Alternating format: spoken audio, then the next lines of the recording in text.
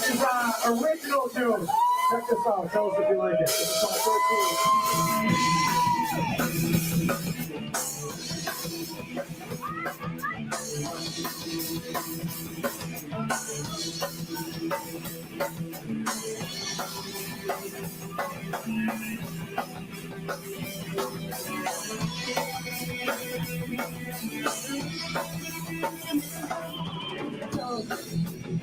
I don't know reason why. Why now? I got it on that side. I thought for all this to stop. Till time that it won't be long. I thought I trusted you when you wanted me.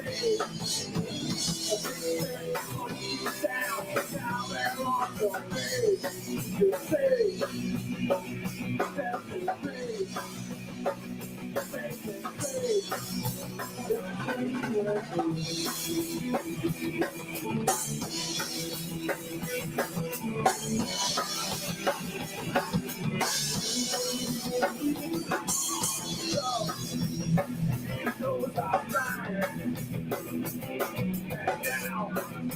That's all why I got you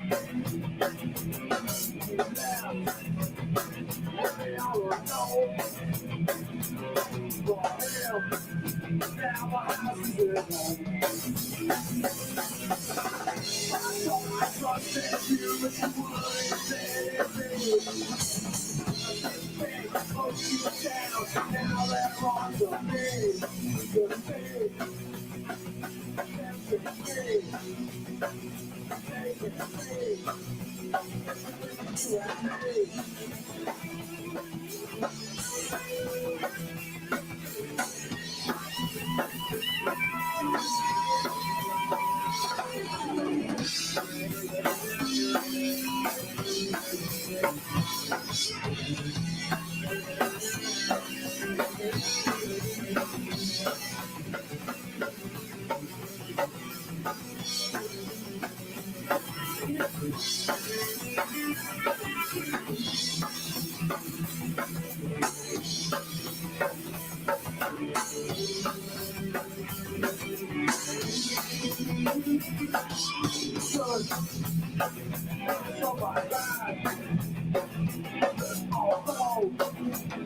You never told me why. Well, I thought I trusted you, I couldn't let it be. I didn't put you down, it's not hard to say. Your face, that's the face. When I break, will be you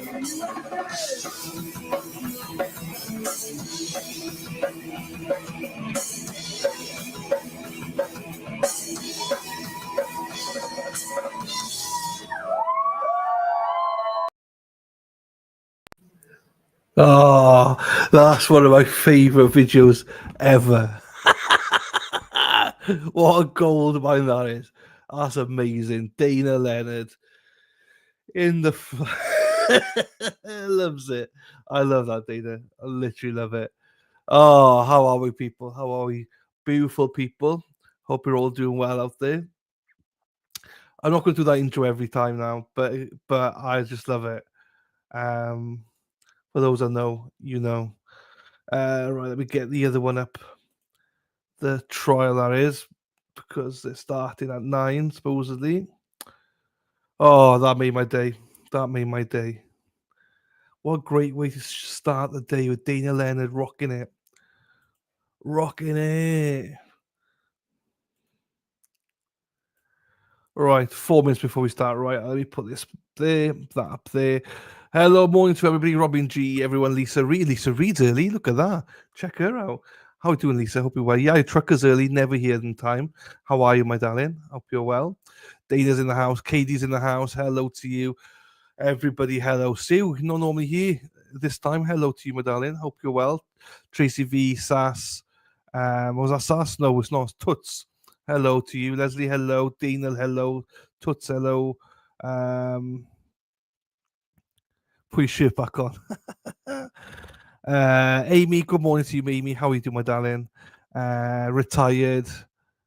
Daffy Dill in the house. Hello to you, my darling. And Robbie G is just arrived as well. Hello to you, Robin G. How are you? Hello, everybody. Right, I'm just, woo. That's a little bit hot flush now. Dana in there, rocking it. Dana's rocking it. I love that video. I'm gonna treasure that video. I love it. Absolutely love it. Never early, always late. I'm always early. Too early. That's what the women say. You're way too early. I'm like, sorry. 2 minutes. That's it. Anyway, so boom boom. Robin G riding through the Glen, yes. Shari D's in the house, tits and clams. How have you not seen it, Shari D? Because I played it about 4 times now. How have you not seen it? Mental. Scott's Take is in the house. Hello, Scott. Take. How are you, Scott's Take? Nice to see you. First time viewer, I believe. Nice to have you here. Welcome. Loves it. Good morning, Amy. Good morning, Katie. Yeah, afternoon my time. Absolutely. Help support, Don. Yes. Please help support me. Loves it.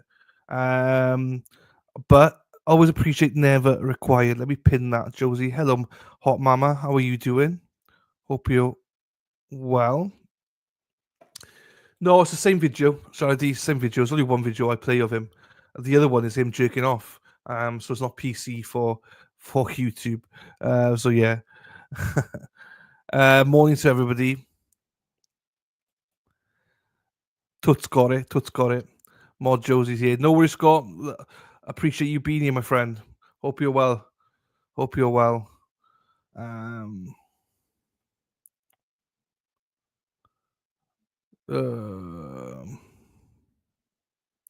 won't share the singing ones. No, I'd love it. Do you know what? I know I laugh, but it's laugh because I'm like, that is rocking. I wish I could do what you did.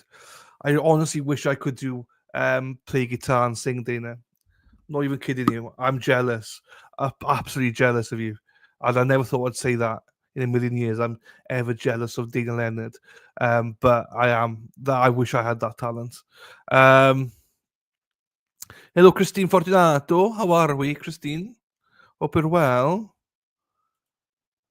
Better share the singing ones, yes. Hang on. Oh. Oh. Mm-hmm. Sorry, I've just lost something here. Where's it gone? Oh.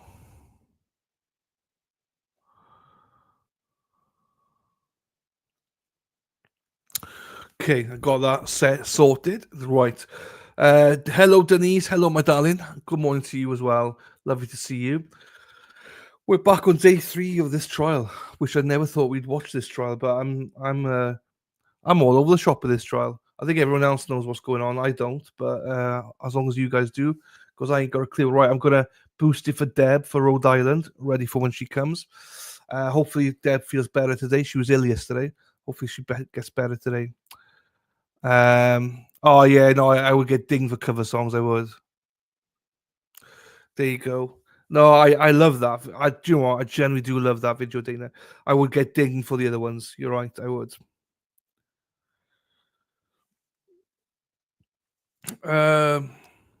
Wrote. I wrote those. Do you know what I was doing? I was late. Do you know what I was doing? I won't lie to you, right? I was doing this, right? I was looking at MBTA. Well, yeah, I'm confused, right? It's a Massachusetts Bay Transportation Authority, but I'm confused. Right? They say there's a T line train, right? Is that the same as a commuter rail? Because it seems like it's different for some reason. And there's so many zones. I get confused. So many lines because a T line said it's $3.50, but then also the commuter rail said it was $6.50 just for a random trip. I don't get it. Hey, happy birthday, Pen-blwydd hapus i ti. Pen-blwydd hapus i ti. Pen-blwydd hapus i Christine Fortunato. Pen-blwydd hapus i ti. Happy birthday, Christine. Woo woo. Let's go, Christine. 56 today. Happy birthday, my darling. Happy birthday to you. MBTA, Bus and Train Union Company, Commuter Rail. That does. I saw the list on it, but I'm just confused whether the T train is the same as a commuter rail train. I still have no idea. Not that it matters, but I have zero idea. It just looks different, but I'm confused. That's all. It doesn't take much for me to get confused. Happy Amy 40 tomorrow. Well, I might see you tomorrow. I'm not sure. I'm streaming members only tomorrow. I might see you. The T is short for MBT. Oh, so it's the same thing there. Commuter rail is the same as T train then. So okay, there you go. Well, I might as well sing it to you now then, Amy, because hey Deb, hope you're feeling better, my darling. Pen-blwydd hapus i ti. Pen-blwydd hapus i ti. Pen-blwydd hapus i Amy. Lovely boobies. Pen-blwydd hapus i ti. Let's go, Amy. Happy birthday, my darling. Happy 40th to you, my darling. There you go. There you go. I wasn't sure to do it today or tomorrow for you, but I've done it today. There you go. You and those boobies. We wish you a merry, happy 40th birthday. The T gets you around different parts of Boston. The commuter rail gets you in and out. This is where I'm confused. You see, Dana. It doesn't say. It gives you 4 options: subway, commuter rail. Hang on, I'll tell you what it gives me. It gives me 4 options: subway, local bus, ferry, commuter rail. That's it. So that's why I'm like, where's the T? Where's the T thing then? Where's the T line? It's different again. Not that I'm done with it. I don't understand it. But yeah, look at the birthdays dropping. What is it? What month are we in? January. Hello, Lady Di. Hello, my darling. What are we? Are we in January? Yes, we are January. 17th of Jan.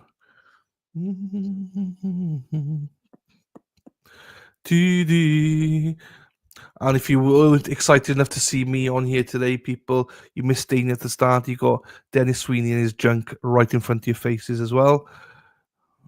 Look at Dana. Not Dana, Dennis. Yeah, happy early birthday. Well, and when are you going in for your operation, Amy? You have told us, I think, but is it end of January? I think end of January, I believe it is.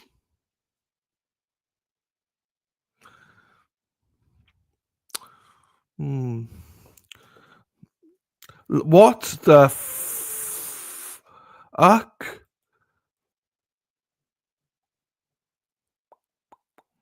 Right. Here we go. We are in. Let me just make it a little bit bigger. January 31st. Well, my darling, if I don't remember, I hope I do remember, but if I don't remember, best of luck for you. I can't. Is that when you get your perky tits as well? As I say, we'll, sorry, I was looking at who's that? Looking forward to see the perky ones, as always. Can't wait to see them. Get new titties for your birthday. That's what she said. Yeah, happy days. We can't wait to see them. Can't wait to share them, Amy. Looking forward to it.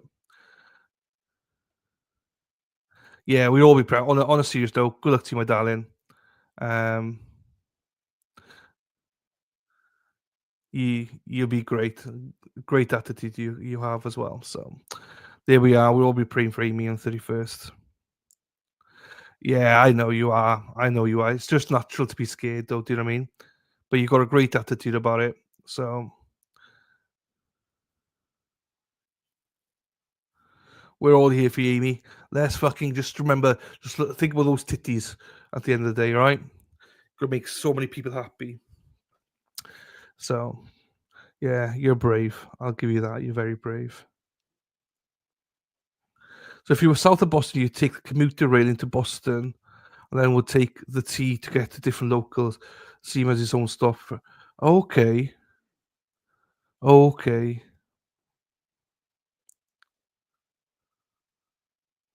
Okay. Not that it matters because I'm gonna get lost if I even try to take it. I was just thinking, looking at it, going, modes of transport to go around Boston and stuff. But um, I think I'm gonna have to probably rely on Sweeney's taxis more than anything. But I don't want to overdo it with the Sweeney's either. Um, praying for you, Amy. Love you all. There you go. Denise praying. I'll have great tits. Happy days. Happy days. Do you know what I mean? Happy day. No one's complaining about that, Amy. Is there an MBTA app? There you go. There you go. Quincy and worked in Boston. I'm trying. Do you know what? I'm trying. Part of me wants to try this Amtrak. I've heard it's famous. There's a part of me that was at one point looking to fly into Washington, right, DC, and take the Amtrak all the way to Boston. It's like a 6.5 hour Amtrak journey. Um, um, and I was looking at that, and I didn't do it because I didn't want to do it both ways. And with the UK, they're fucking stupid. They you have to fly out the same place they flew into and stuff. I was like, oh fuck this, I can't be asked. Yes, it is Amy. You can look at the routes and different lines on lines. Yeah, no, I've looked at it. It's more because of the discount, because there's discount stuff on it. And I was looking at what covers in what discounts. It doesn't seem the T line does cover it. So, oh, oh, but that's me doing research for Boston, my Boston trip. So I'm taking it seriously. Um, hey Jude, you make me fine. Oh, right. Let me put a poll up. Not a strippers poll, just a normal poll. I haven't got the energy today. Start a poll.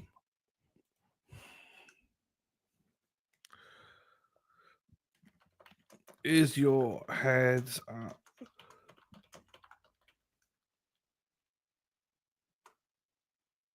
Oh, thanks, Toots. Yeah, hopefully.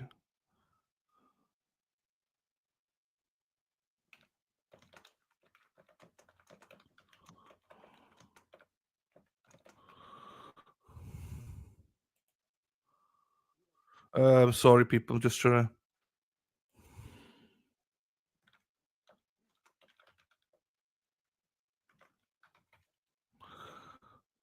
Right. There you go.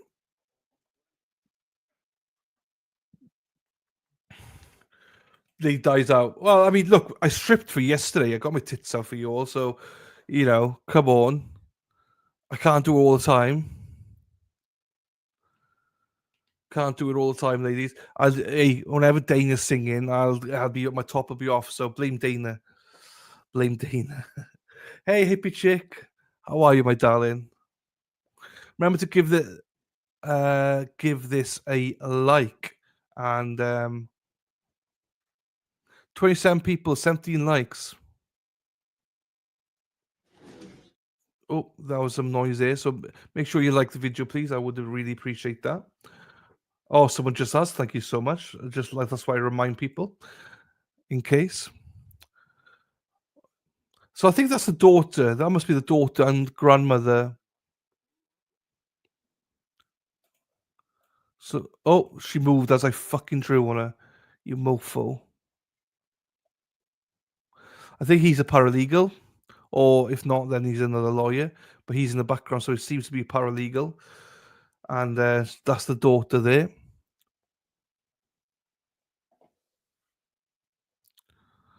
The penguin annoyed me yesterday. I think he does a good job, but I don't. I think he's going to annoy the jury. I think he's going to annoy some. Conway, Judge Patrick III, Judge of Circuit Court of Raleigh County is now sitting.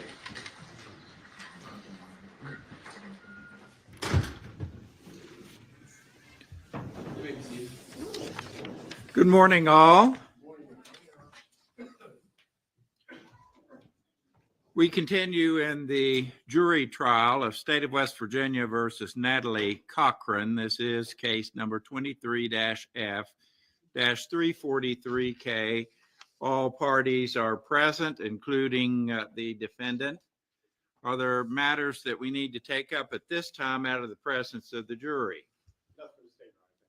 No, Your Honor. Thank you. Very well. Bailiff, bring in the jury. I boosted it for you, Deb.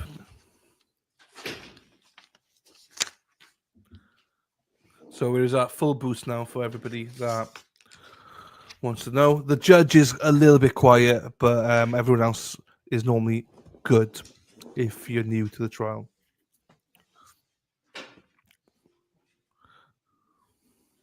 Only the judge stands. No one else stands for the jury, only the judge.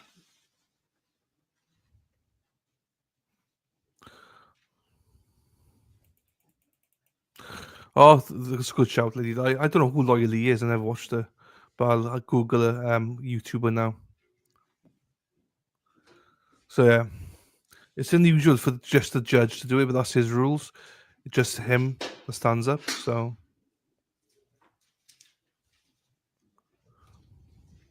and the defendant does go to sidebars. So.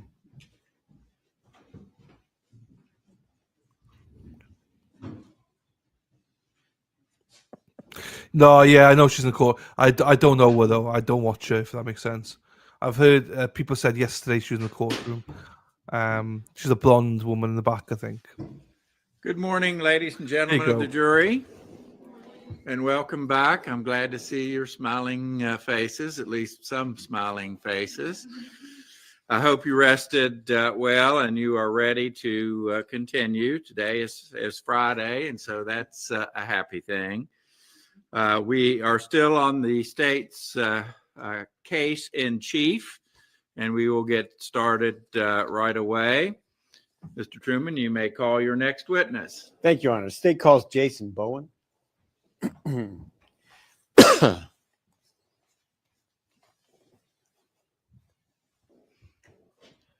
I have 8?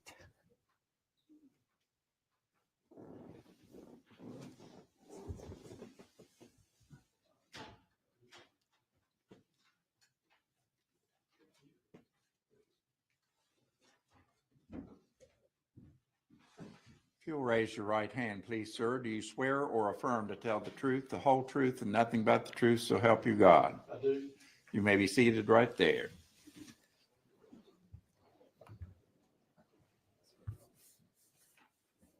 You may proceed. Thank you, Your Honor. What's your name, please? Jason Bowen. And Mr. Bowen, tell us what you do for a living. I'm a general contractor. Do all aspects of construction. And where are you currently working? I have a company called Dreamcatchers Construction. And do you operate locally here in Raleigh County? No, I travel. And currently, what projects are you working on, or just generally, where are you working? I'm up north working on a church currently. Okay. Let me take you back to 2019. Where were you then? Where were you working then? In 2019, we was working for Mr. and Mrs. Cochran, doing various projects. Was that your same company? Mm-hmm. And did you work full time for the Cochrans, or did you take other work as well? No, we worked fully for Mr. and Mrs. Cochran. Okay. Your Honor, due to poor planning, I forgot to turn on the equipment, if that's okay. All right, we'll get you some assistance. Okay.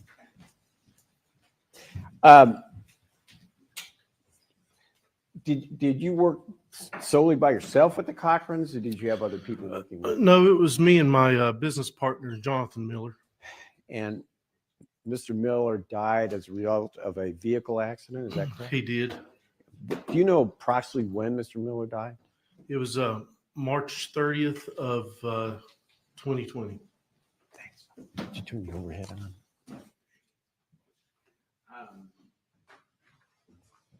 Were you two partners in a company, or did you just work together?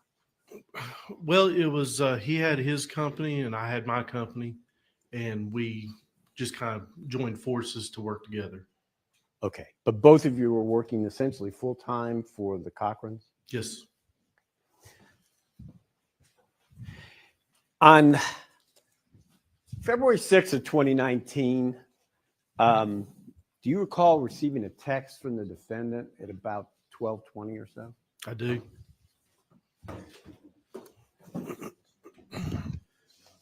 Where were you when you received the text? We had just left Lowe's. We had gotten some paint and supplies. We was working on a airplane hangar.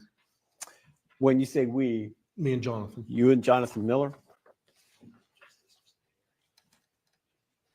Thank you.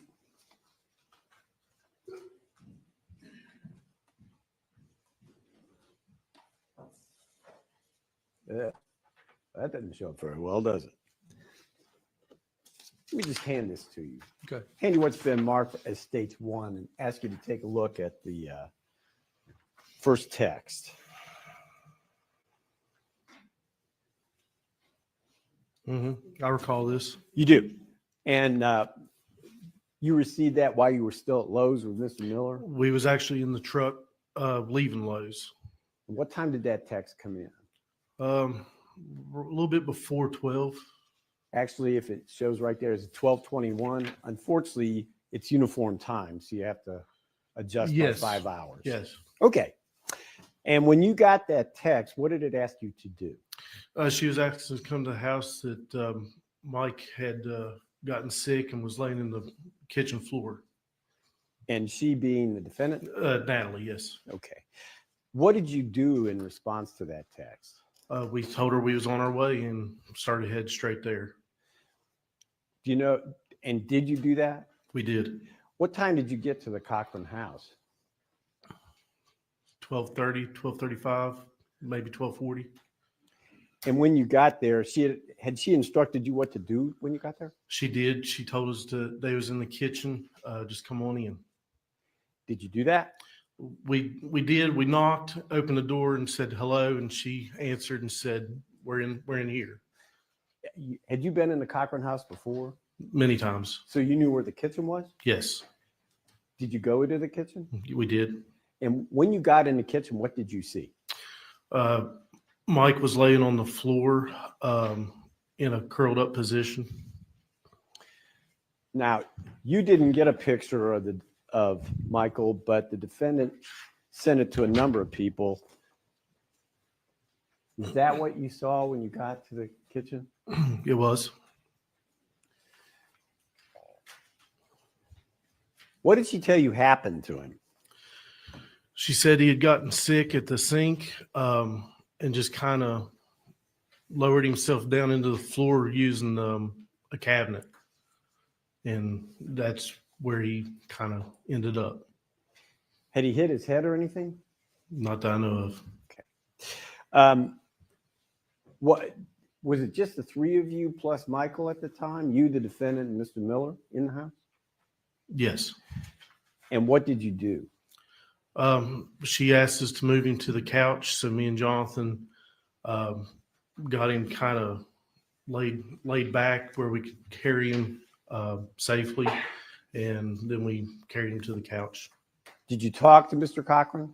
We was trying to talk to him several times, saying his name, Mike.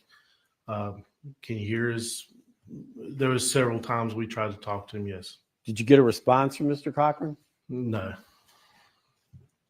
From your assessment of what was going on, did you think just carrying him to the couch was sufficient? Once we got him to the couch, I we felt like he needed checked. And by that, what do you mean? He was not responsive. Jonathan actually did a sternum rub on him once we got to the couch, and he kind of responded. He groaned, but he did not. A sternum rub, you're going to come up out of that, and if you're elusive. Did you ever hear Mr. Cochran on that day, February the 6th, 2019? Did he converse at all with anybody in your presence? No, Did he arouse at all and seem awake? no. How long were you at the Cochran house after you moved, Michael? Maybe 20 minutes. Did anybody else appear during that time? Trooper Hamilton had came probably 5 minutes after we got there. He came through the front door. Had you already moved Mr. Cochran to the couch from the kitchen by that time? We had.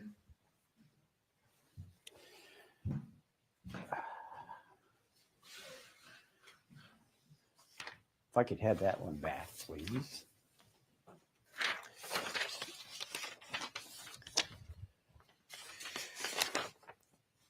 Mr. Bowen, was that the end of your communication with the defendant that day? No, no, we had texted a few times back and forth trying to find out how he was. And what were the reports in response to your questions? That he was sleeping it off, or that no change.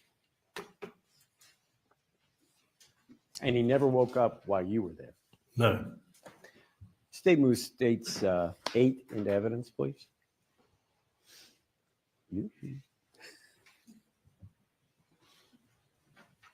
What is it? States 8. Are you moving for its admission? We are. Any objection, Mr. Victor? No, Your Honor.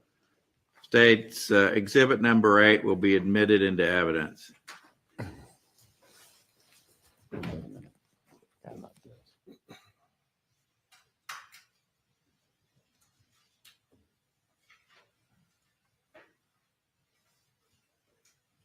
That concludes the questioning of this witness on behalf of the state. I did have one more. Did the defendant tell you her understanding of what Michael Cochran's plans were that day? No, we was not in any kind of plans for that day. Not after he was sick. I mean, what was his intention before he collapsed? They had mentioned that they was going to Virginia. Do you recall being interviewed by Trooper Bledsoe?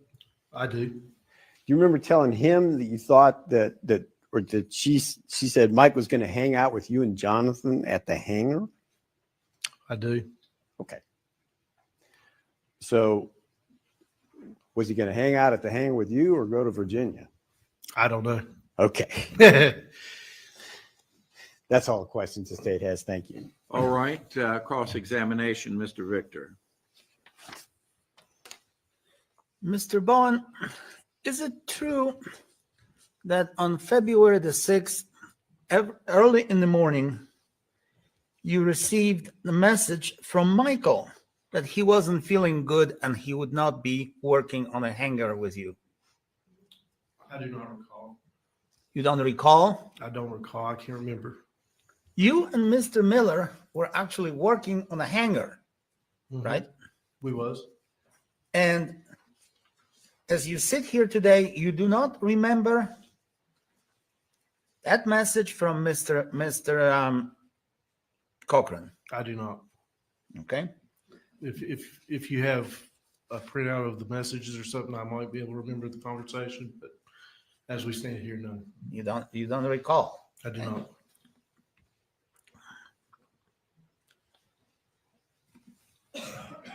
You spent some time with Mr. Cochran while working on various projects. Mm-hmm. Would that be a yes? It would, yes. Okay. And do you remember going with Mr. Cochran to Lowe's to purchase some products or something for one of his construction. Any specific time that he would go with us several times to Lowe's. Well, let's say about a week prior to February the 6th.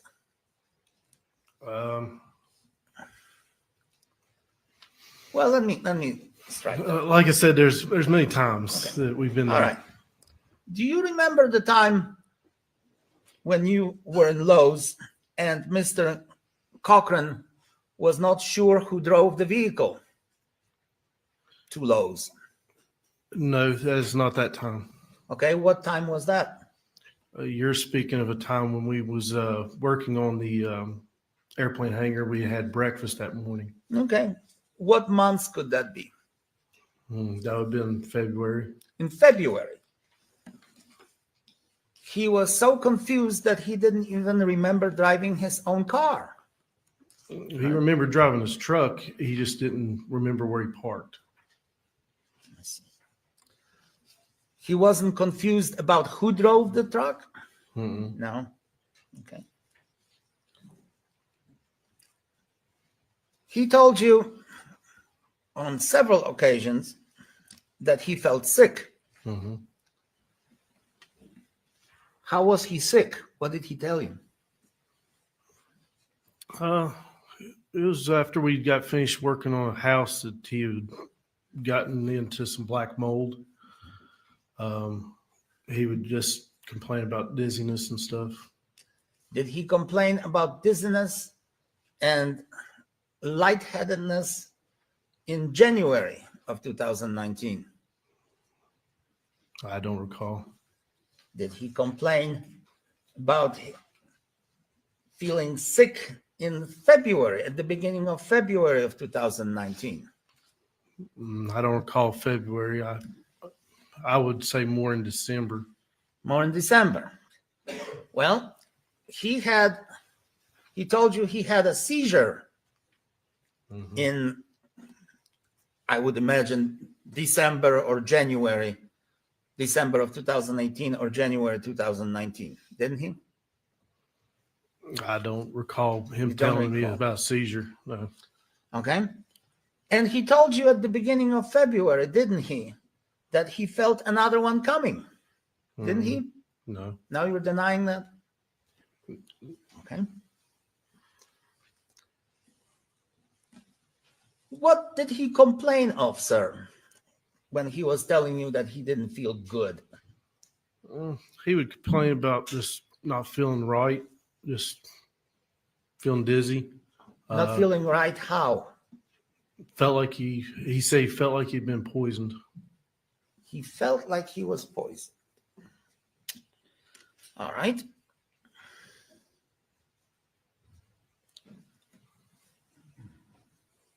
Did you witness Mr. Cochran's illness in November of 2018?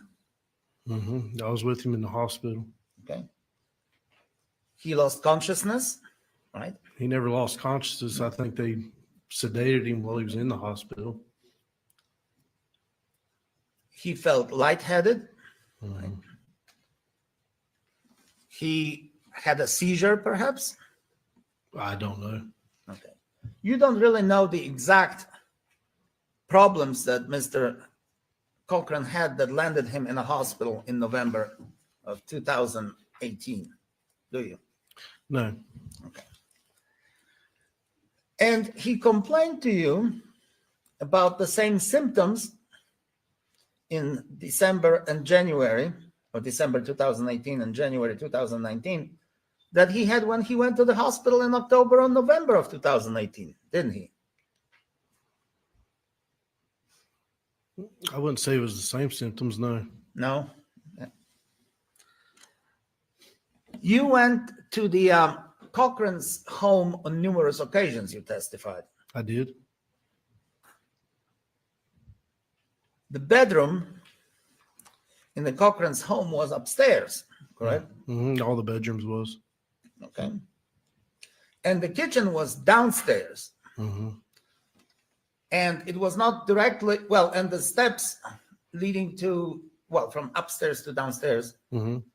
were not exactly leading straight to the kitchen. The kitchen was still some rooms away from the stairs, right? Correct. So if somebody well, let me strike that. Michael was a pretty big guy, wasn't he? Mm-hmm. How much did he weigh, to your estimation? Probably 200 pounds. 200 pounds. And so if he was injected with some poison in bed upstairs, a singular person such as Natalie Cochran would have to drag him downstairs all the way to the stairs, then downstairs, and then through the whole house into the kitchen, right? Mm-hmm. Would you consider that possible? Assuming that's what happened. Assuming that's what happened. There was nobody else in the house when you arrived, correct? Correct. With Mr. Miller, right? Just me and Mr. Miller, yes. And so the only person who would have injected him in the bed and upstairs and who would drag him downstairs Mm-hmm. would have been Natalie Cochran, right? Right, this is pretty speculative. Yeah, I think it is. Is that an objection, Okay. Mr. Truman? It is, I'm All right. sorry. I think I'll sustain the objection. And Mr. Bowen, if you could say yes or no, that would be very helpful. Okay. I'm having a little difficulty understanding your responses. I apologize, Your Honor. No problem. Mr. Go Bowen, ahead. when you were, I'm sorry, Your Honor. Mr. Bowen, when you were in the Cochran's house on February the 6th, Mm-hmm. Yes. did you observe my client, Natalie Cochran, checking Mr. Cochran's blood sugar? I did. She did that, didn't she? All right. You knew Mr. Cochran as a, well, let's say, bodybuilder, an athlete, right? He was definitely an athlete, yes. Yes. He really cared about his His physique, physique. Mhm. his health, his body. Yes. But he cared about his health in terms of his outward appearance, right? He liked he liked feeling healthy. He was what? I'm He sorry. liked feeling healthy. Feeling healthy. And would you say that he was very happy when he was physically fit? I would. So in pursuit of that fitness, sir, would you agree with me that he was taking a lot of pills that were going to increase his appearance, right?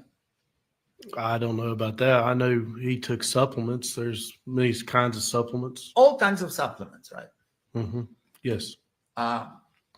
To increase his vitality, to increase his physicality. Mm-hmm. Right. Yes.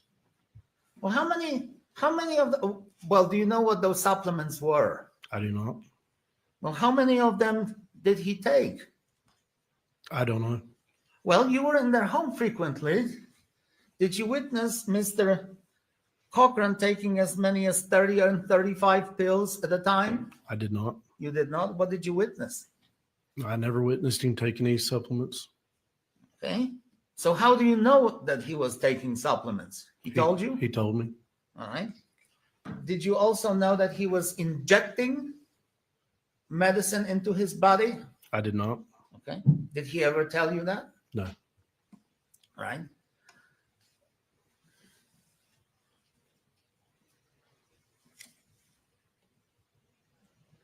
What did Michael Cochran do for a living? He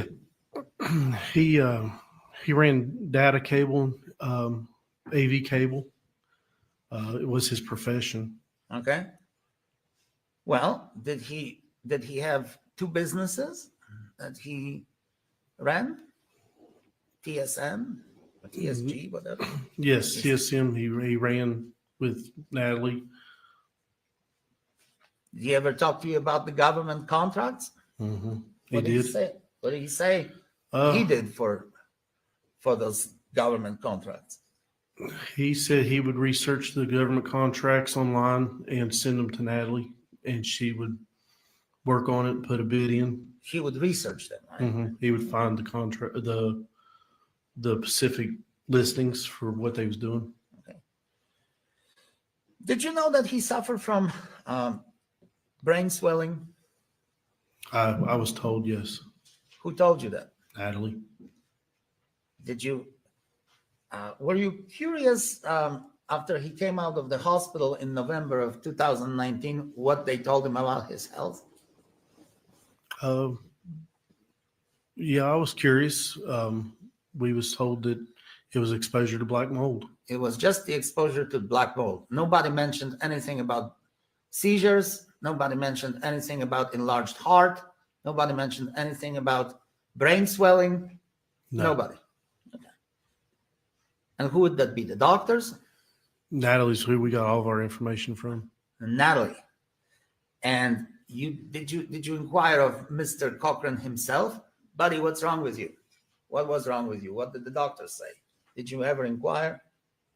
We would ask him how he's feeling today or something like that, but he never told us any kind of diagnosis or anything like that. We never really talked about it. Once we was in the hospitals, when we got the information, we would just see how he's feeling day to day. Well, he went to the hospital on October 31st Mm-hmm. and came out of the hospital, right? Yes. And he knew you. You guys worked together. You were almost buddies, right? We was buddies, yes. We was buddies. All right. Didn't you ask him? Well, hey, Bud, what did they say was wrong with you? No. No. But then he was in the hospital 2 days later Mm-hmm. with all these horrible symptoms and stayed in the hospital this time for 5 days. 2nd, 3rd, 4th, 5th, 6th. For 5 days. And you Correct. were there with him. I was. And then he comes out of the hospital and you do not bother to ask him, buddy, what did the doctor say? What was it? It was always black mold exposure. If I may have a second. Certainly.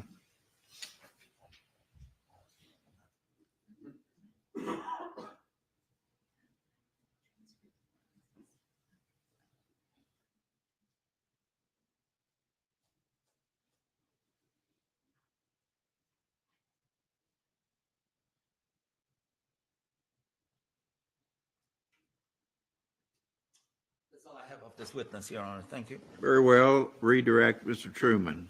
State has one redirect question.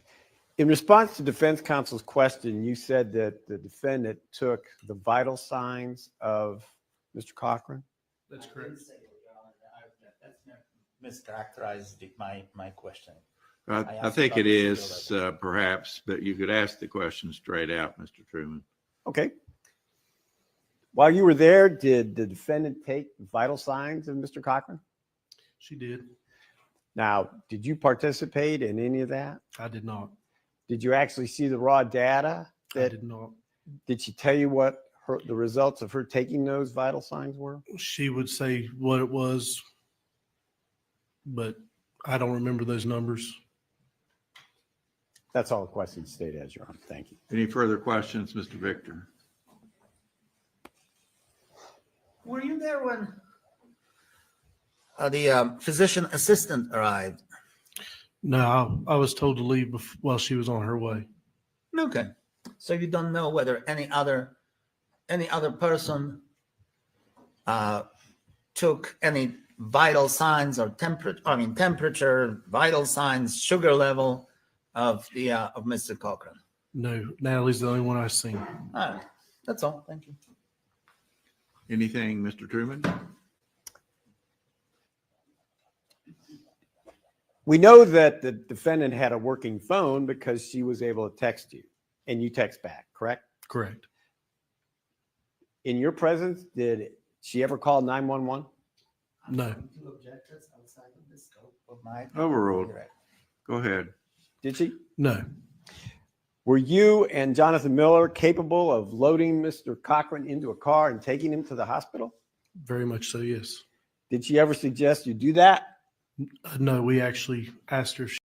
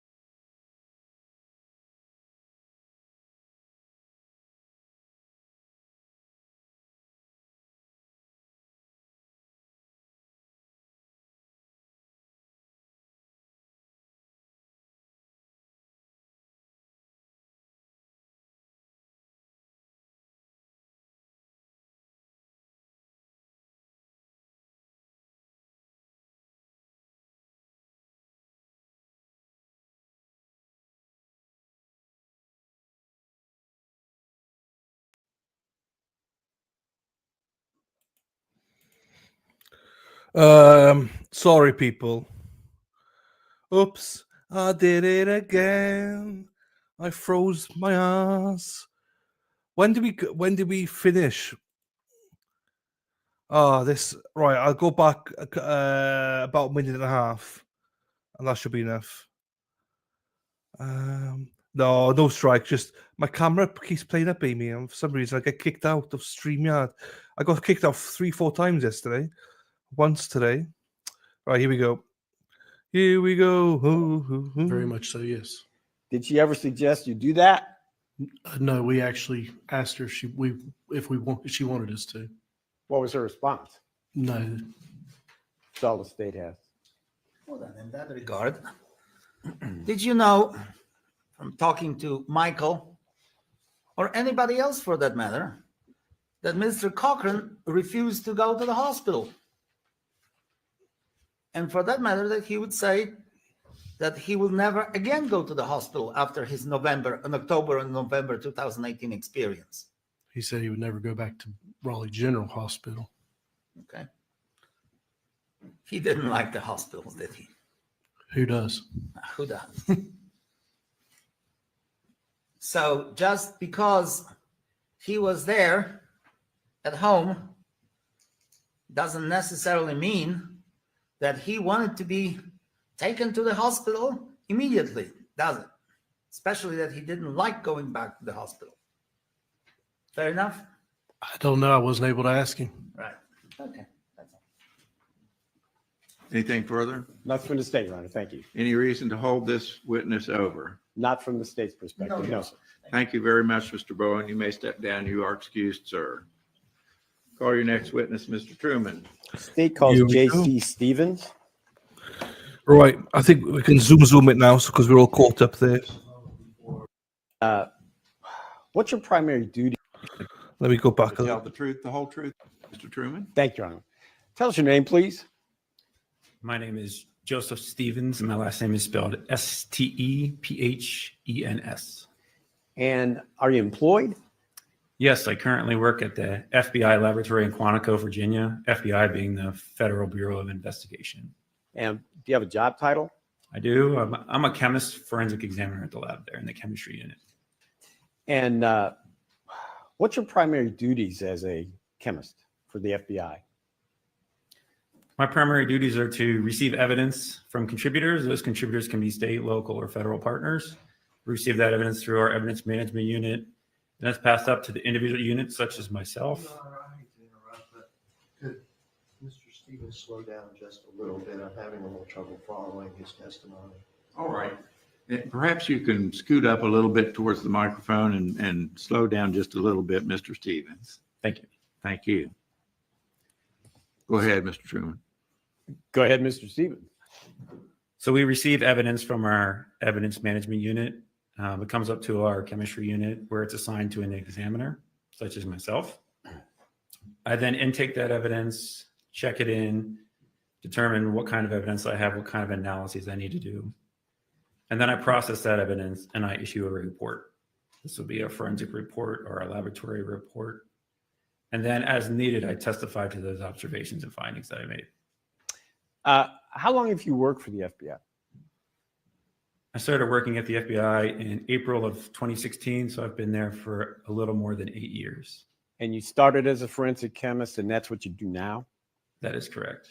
And what kind of experience did you have before you went to work for the FBI as a forensic chemist? Before the FBI, I worked at the United States Secret Service in Washington, D.C. They have a forensic document laboratory. There I performed instrumental analysis on inks, papers, and toners. And I did that for about 10 years. I started there in December of 2005 through April of 2016. Would you please share with us your educational background? I earned a Bachelor of Science in Chemistry from Roanoke College in Virginia. After that, I attended Texas A&M University in College Station, Texas. I did not earn a degree from that, but I transferred to the George Washington University, where I earned a Master of Science in Forensic Science in 2007. Did you receive any specialized training in forensic chemistry? Yes. So as part of my training at the United States Secret Service, I completed a 2-year training program there. And upon my arrival at the Federal Bureau of Investigation, I completed another 2-year training program there as well. In this particular case, do you have any specialized training that would qualify you to determine an analysis that would result in a finding of insulin? Yes. So as part of our 2-year training program at the FBI, I conducted practicals, which I work with insulin, putting it on my instrumentation and analyzing it. And then I'm eventually given what's known as a competency test to ensure that I know how to perform the analysis. And I successfully completed that competency test. And then there's also other components of that training, such as oral boards, where a panel of my peers evaluate my knowledge on topics. Your Honor, at this point, the state, subject to defense inquiry, moves that the witness be treated under 702 as an expert. Do you wish to engage in voir dire, Mr. Selden? No, Your Honor. Is there any objection to the state's request? No, Your Honor. This witness will be regarded as an expert in his described field.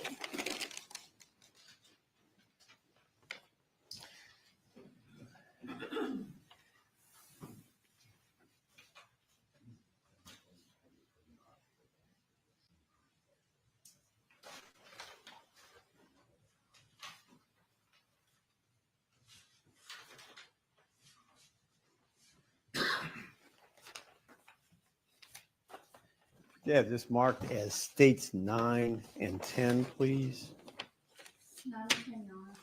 Thank you.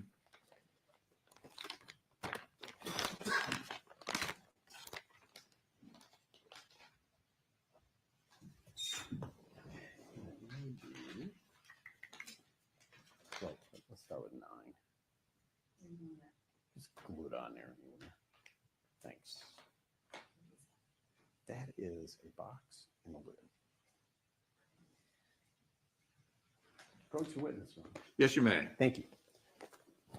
Stevens, I hand you what's been marked at this point is for identification as states 9, and feel free to open the envelope and review it.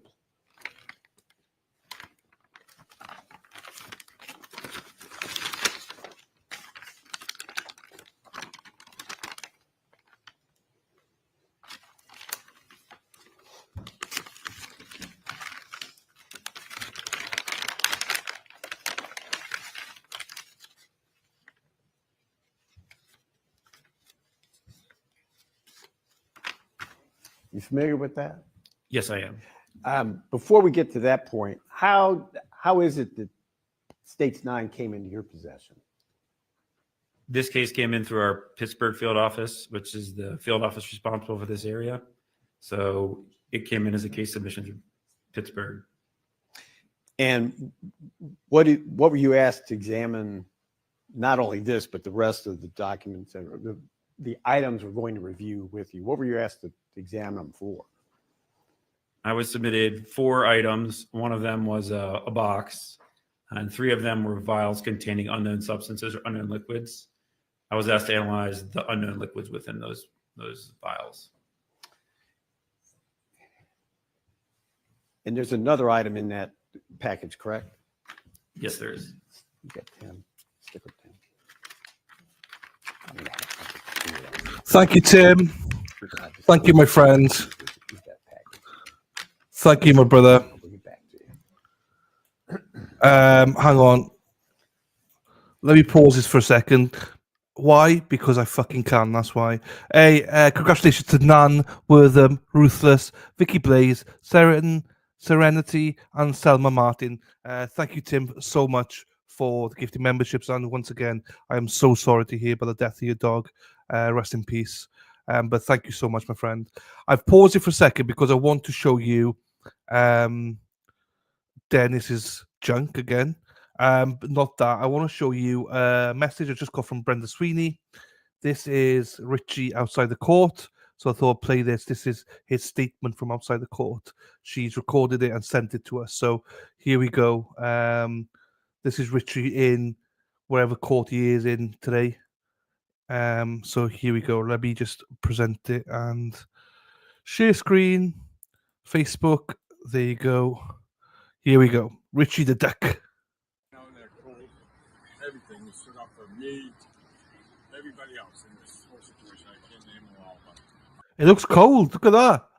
Snow on the ground. I'm satisfied with the decision today. I think that Canton's got a lot of growing up to do. Unfortunately, they're not going to do it with what's in the house today. I'm in this fight for Canton now. Shifting my direction to bring Canton back. We love Canton. I love Canton, and it makes me sad. This is why I fight this fight. It's enough.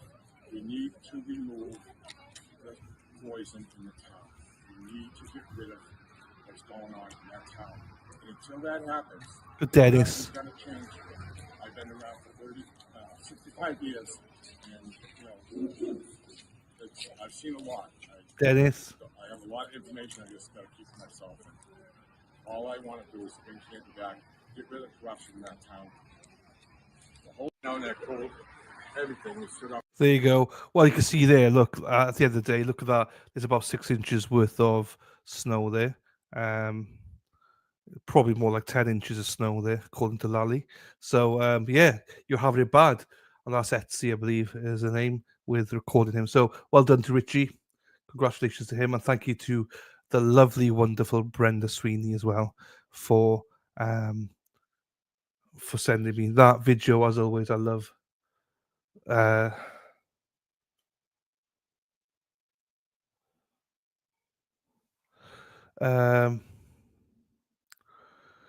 on a minute. Thank you. You, Brenda. Just played it. Right. Right. Let's have a look at this then. Robin G in her head. She got the problem with her head when she's chasing all the men. Right. Let's play back to the court then. So there you go. That's Richie. Thank you again to Brenda Sweeney, the lovely, wonderful Brenda Sweeney. Oh, she sent me something else. Oh, I can't get it. Access to it at the minute. Let's go back to this then. If she sends me anything else, we'll play at the break. Here you go. If you could put, probably the easiest way to do it. How do you want to handle the bottle? You can put it right on everything. Okay. Yeah, that's anywhere. Bottom's fine. That's good.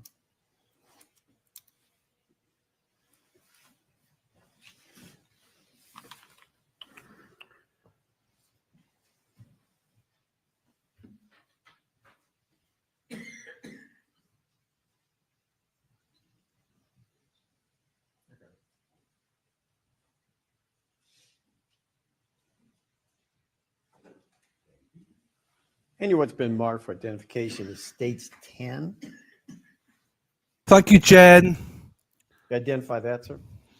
Thank you, Jen T. Do you know what? Scott's take. Where you from, Scott? Where you from, my friend? Jen, thank you so much, Medallion. Who got it? Brenda Bombard, Mrs. Jim Morrison, sorry, Haley, LM, and Tattoos. So thank you very much. Oh, that's no need to. Thank you so much. Just being here, showing your support. I'm very grateful to you, Medallion. Thank you very much for that. There you go. Sarah P is always late. Joking. Sarah P is busy. Go back to this now. But thank you, Genty, for that. That's the best thing. I can fucking pause, fucking start. We'll zoom it on the break then. Catch up. Here we go. Chi Rag on 6th. I've no fucking idea what that means. I'm a bit slow though, so. The item states exhibit number 10 is a vial of methylprednisolone. I'm joking, acetate, Sarah P. I'm joking. that I received in the lab. Let's go ahead and get all the exhibits in front of you.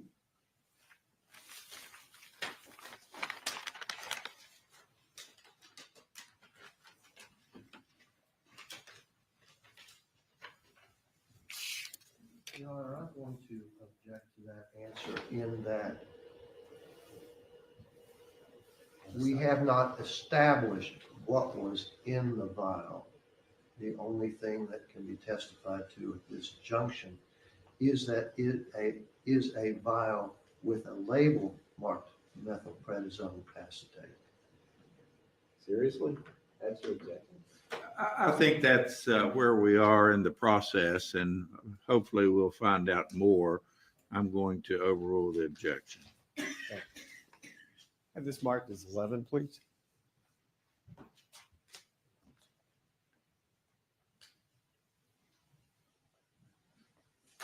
Number 11, Your Honor. Very well. Done. Approach the witness, please. Yes, you may. Thank you. Handy what's been marked for identification is states 11. Ask you to identify that.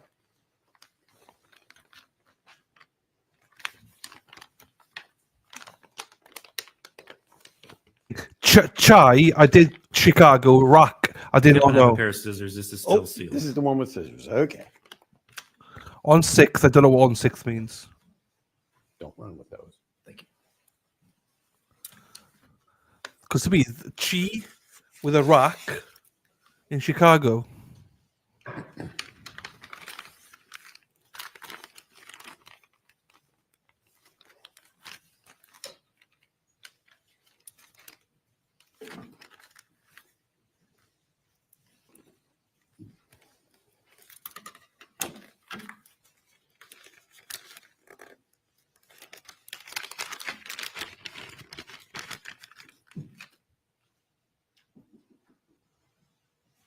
Can you identify that, sir? This is a vial of dried material now was labeled in the lab as item 2-1, but it states exhibit number 11 that I generated as a result of my analysis. Okay. I'm sorry, I didn't understand any of that. What was that vial? Thought you didn't want him to answer that. I don't think we've gotten to that point yet. I'm going to His overrule the identification, objection. I couldn't understand what he was classifying that as. I'm just asking him to repeat it a little slower if possible. So this item was the liquid contents removed by me from state's exhibit number 10.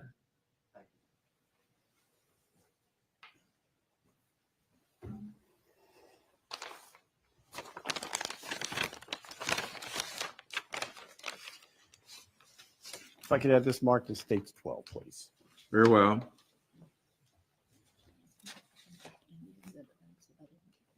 Of course I will. Maybe.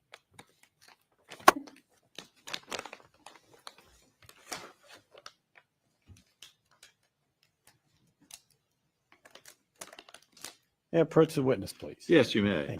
Thank you. Thank you. Thank you. And what's been marked for identification is states 12. Ask you to take a look at that.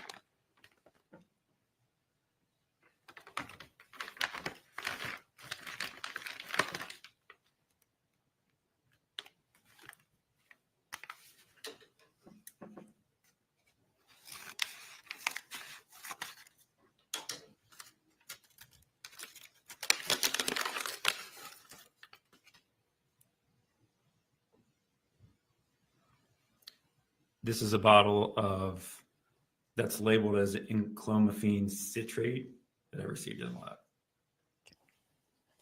Put it back in the bag if you want to.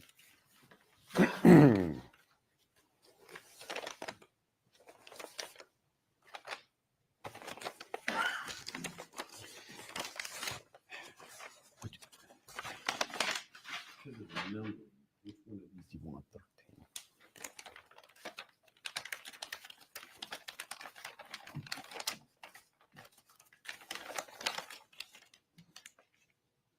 13. Your Honor, if I could have State's Exhibit 13 marked here, please. Okay.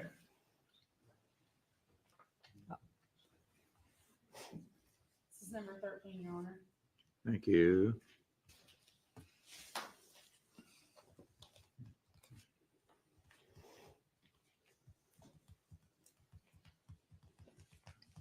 Thank you.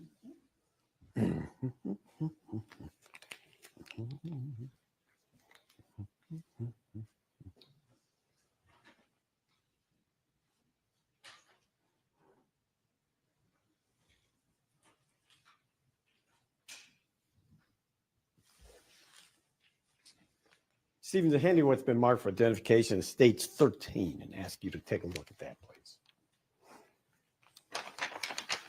You recognize that? Yes, this is the liquid that I removed from State's Exhibit 12. Okay.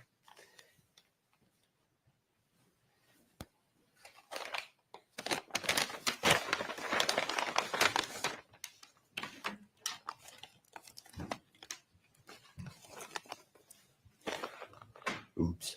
If I could have this 14, please. This is number 14, Your Honor. Very well. Once again, if I could approach the witness, please, Your Honor. Yes. Hand you what's been marked for identification as States 14.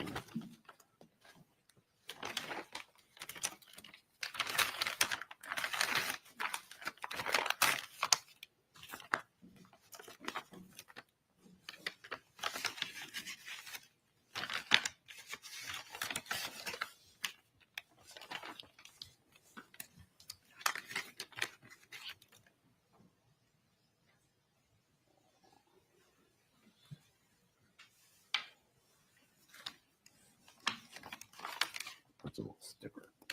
Oh, right there. Okay.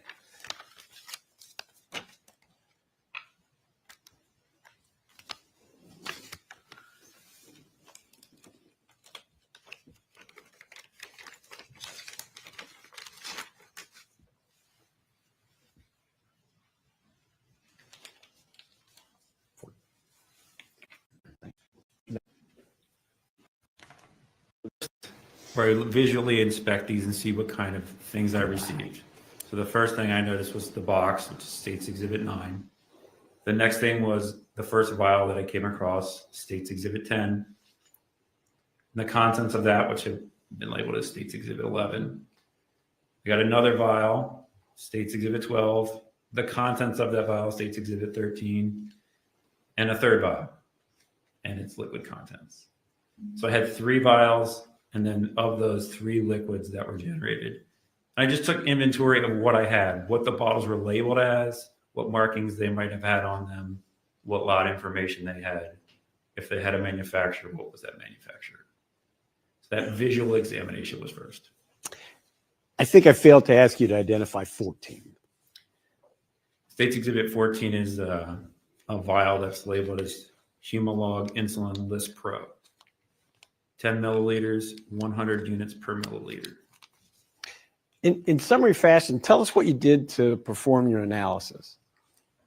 So each of these items goes through a standard operating procedure or a technical procedure where we analyze them. We use scientific instruments to analyze them. We compare them to references where practical, and then we determine the results of those analyses. Take a look at 10, please.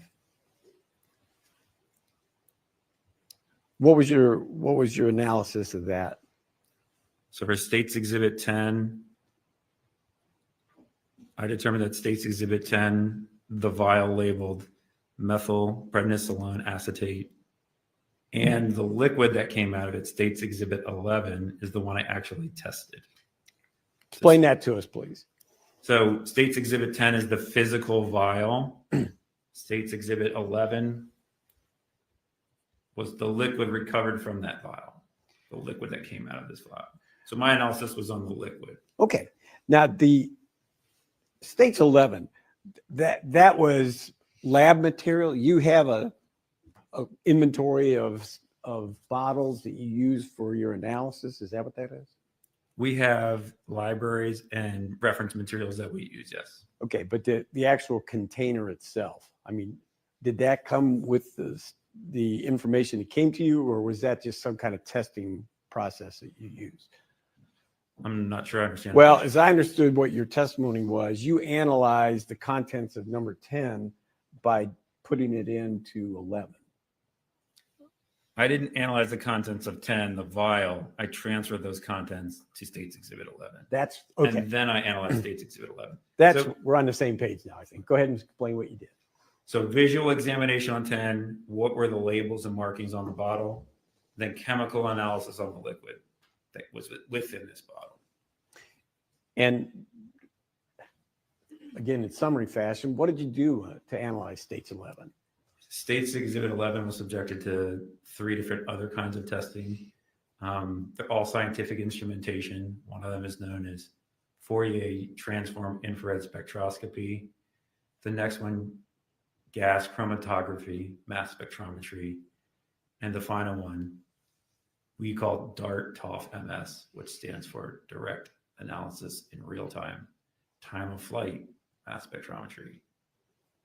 All of these are very expensive, complicated instruments.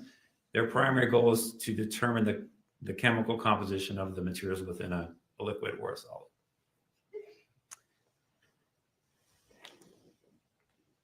What's the number of that one? What's the number of that one? Oh. 10, 11, 12. Okay. Go ahead and talk about 12. Yes. Please. What was number 12? 12 was a vial labeled enclomiphene citrate, 30 milliliters. And on that vial, it says for research purposes only, not for human consumption. That was the vial. This vial generated States Exhibit 13, which is the liquid that came out of that vial. And so you actually performed your examination on States 13. Is that correct? Yes, that is correct. And tell us again in summary fashion, what did you do with States 13?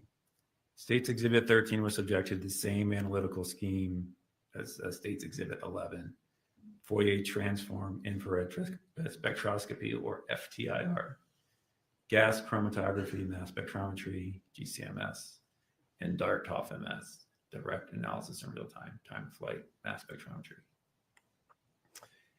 And this one's 14?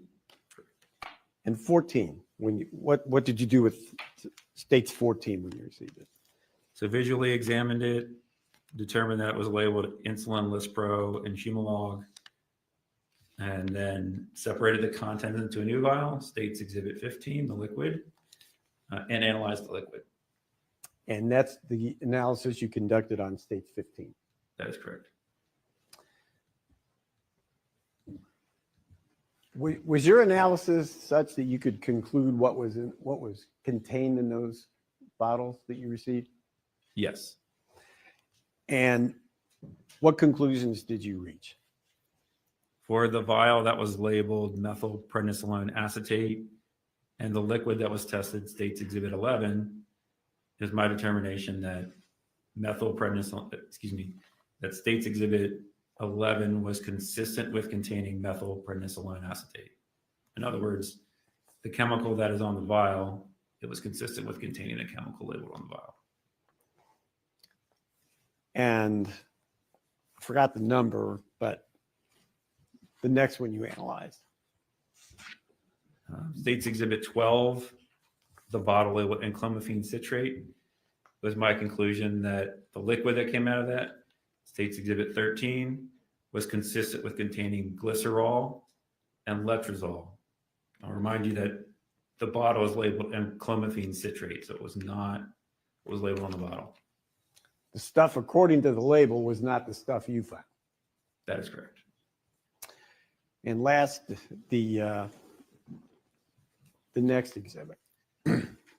This was State's Exhibit 14, the vial labeled Humalog insulinless pro. And my conclusion that is consistent with containing human insulin or Humalog. From the information provided, you took a number of photographs of the items that you've been reviewing with the jury today, correct? Yes. Could I have that mark, please? State exhibit number 16, Your Honor. Okay.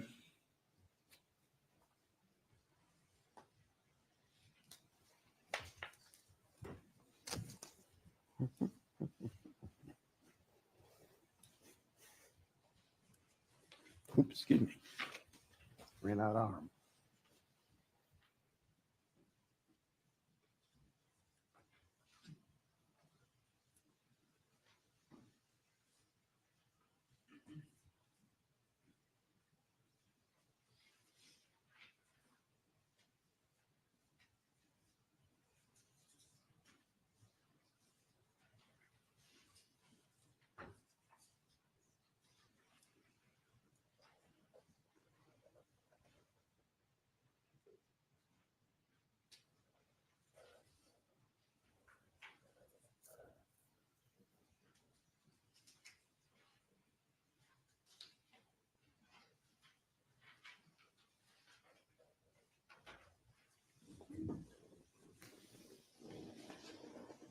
Steve, on State's Exhibit 16 for identification.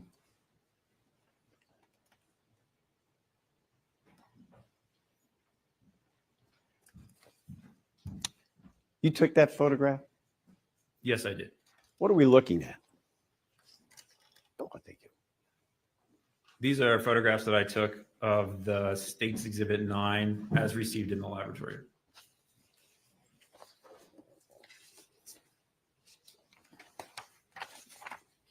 And that's the box. That is correct. And what's that? That is another picture of State's Exhibit 9.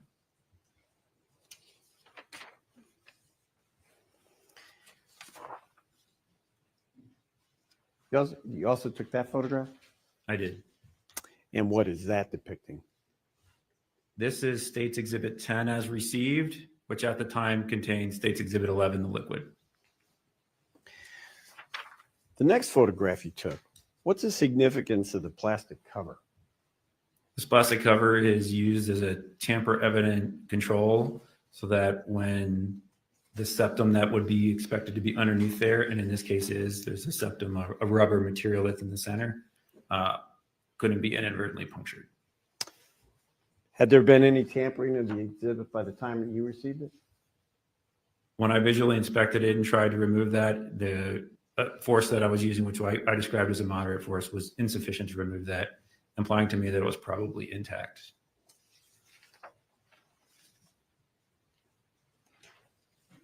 And the next photograph. These are pictures that I took of State's Exhibit 12 with the liquid being inside State's Exhibit 13. And the next one. These are pictures I took of State's Exhibit 14 with the liquid being inside State's Exhibit 15. The last photograph. These are close-ups of State's Exhibit 14, the vial.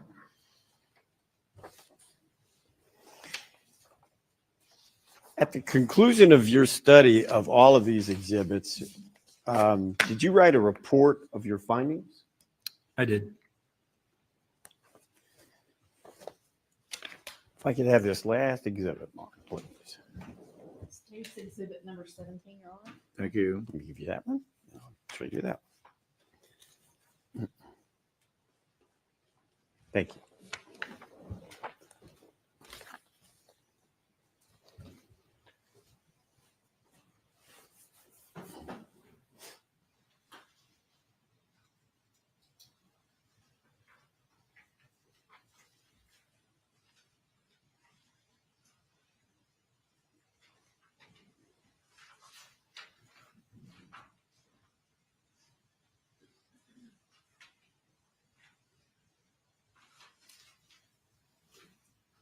And what's been marked for dedication as state 17.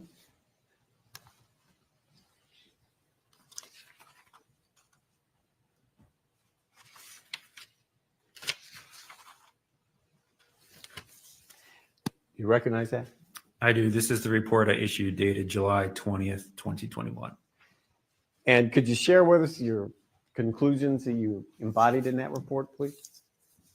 So the conclusions that are embodied in this report are that States Exhibit 11, the liquid from the methylprednisolone unlabeled bottle, were consistent with containing methylprednisolone acetate, which is the chemical that was labeled on the bottle, States Exhibit 10. States Exhibit 12, the liquid that came out of there, States Exhibit 13, is consistent with containing letrozole and glycerol. Those are not the chemicals labeled on the bottle. The bottle is labeled as enclomiphene citrate. And States Exhibit 14, the bottle labeled Humalog Insulin Lispro, and the contents, States Exhibit 15. States Exhibit 15, the liquid, is consistent with containing human insulin / Humalog. Stevens, what was your report that you have in front of you and you've just reviewed with us? Was that the only report you wrote in this case? It was. Has anything been brought to your attention since you conducted your study and wrote your report that would cause you to change your mind? No. Your Honor, at this point, the state moves 9 through 17 into evidence. Any objection, Mr. Selden? All right, States Exhibits 9 through 17 are admitted into evidence. Stevens, focusing on the insulin, is there a way to determine the difference between insulin and insulin? I'm not sure how. Lispro, is that how it's pronounced? There is human insulin, which is generated in the human body. And then there's human insulin, there's human insulin, and there's insulin Lispro. Lispro is what we call an isomer, the same chemical formula manufactured in a lab with a subtle difference, a change in order of the blocks that build it.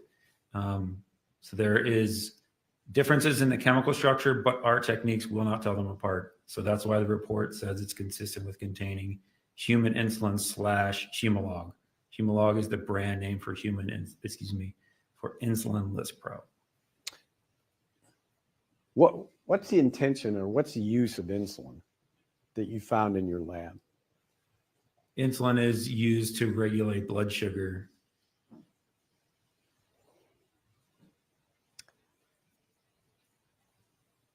Could I have just a moment, please? Yes, you may.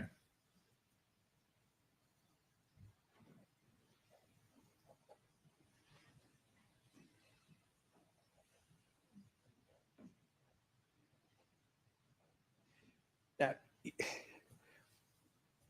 you didn't make any opinion or suggest any conclusion as to the contents in terms of volume of any of those bottles, did you? I did not. Why not?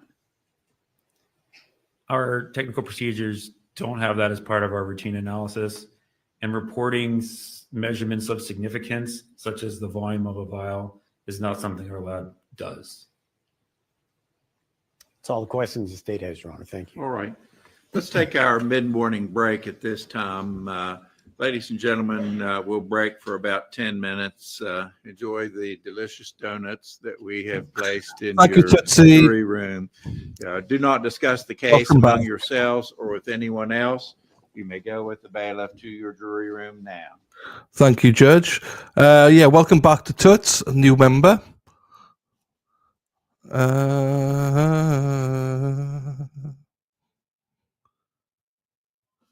Oh, right. Let me get this. Where the fuck's the stream gone? I don't know where this.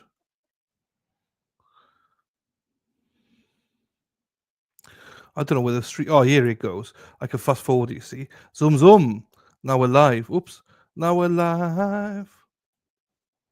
We're live. No, but it says new. Welcome back, new member. That's the joke. We say it because you're new. As in, it always says new member for whatever reason. But you're back. Guess who's back? Toots is back.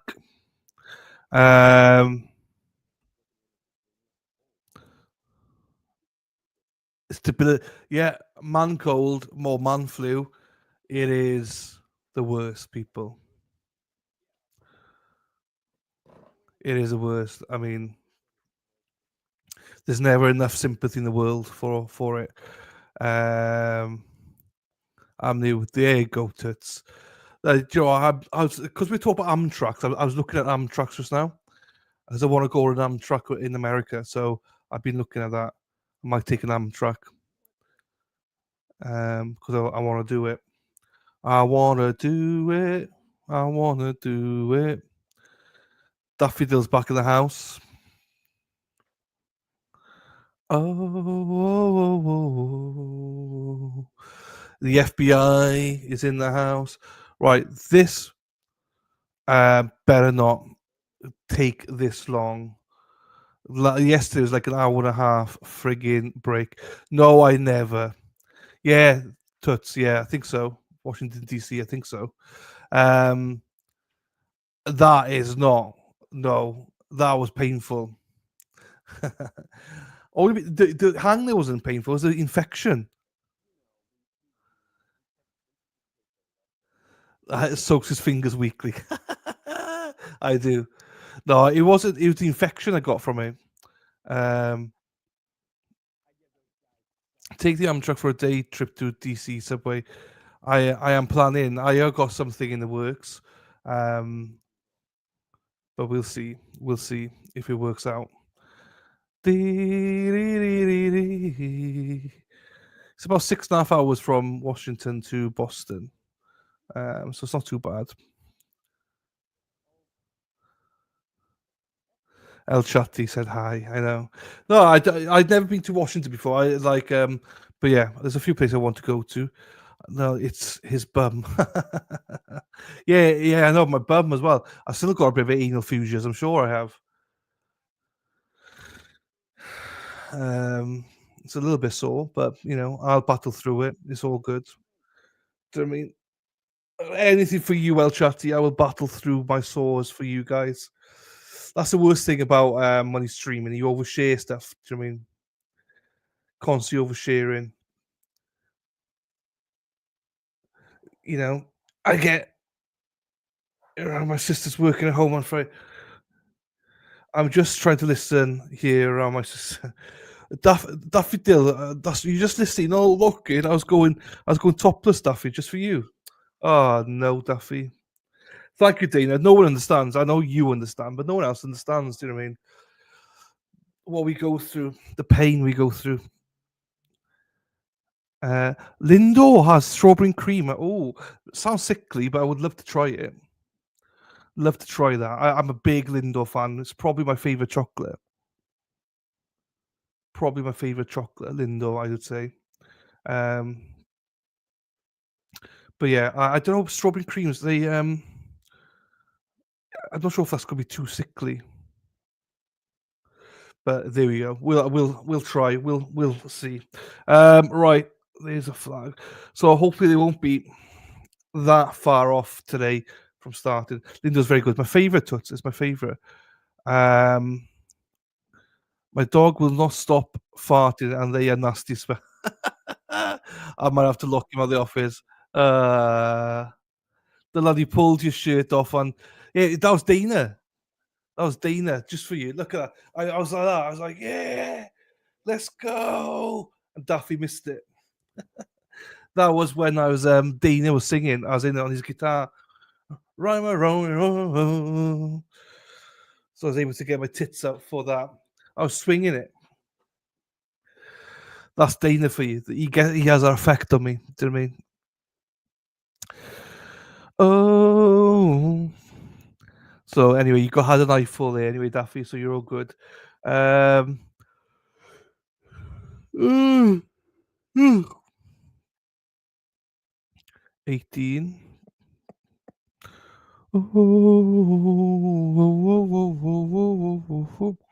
Just wait till I get you. I'm planning on making my entrance in Speedos with you, Dana and Dennis. So I've never tried strawberry Pop-Tarts. Pop-Tarts aren't a massive thing here in the UK. I've had them, obviously, when I was younger, but they're not a massive thing here.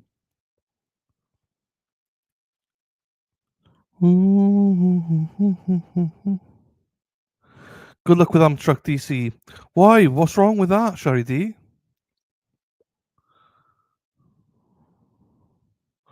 Now you're scaring me, Sherry D. What's wrong with that?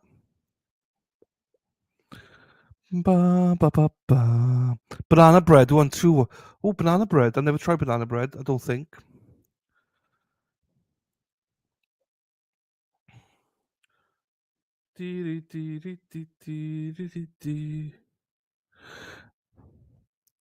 Don't be scared. I'm not scared. That's what I was literally looking at.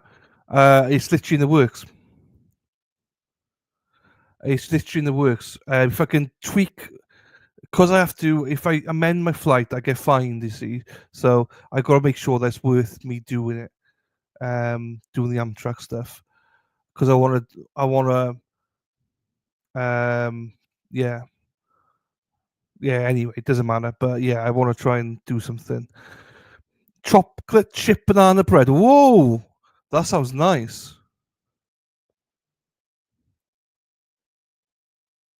That sounds nice, Dana.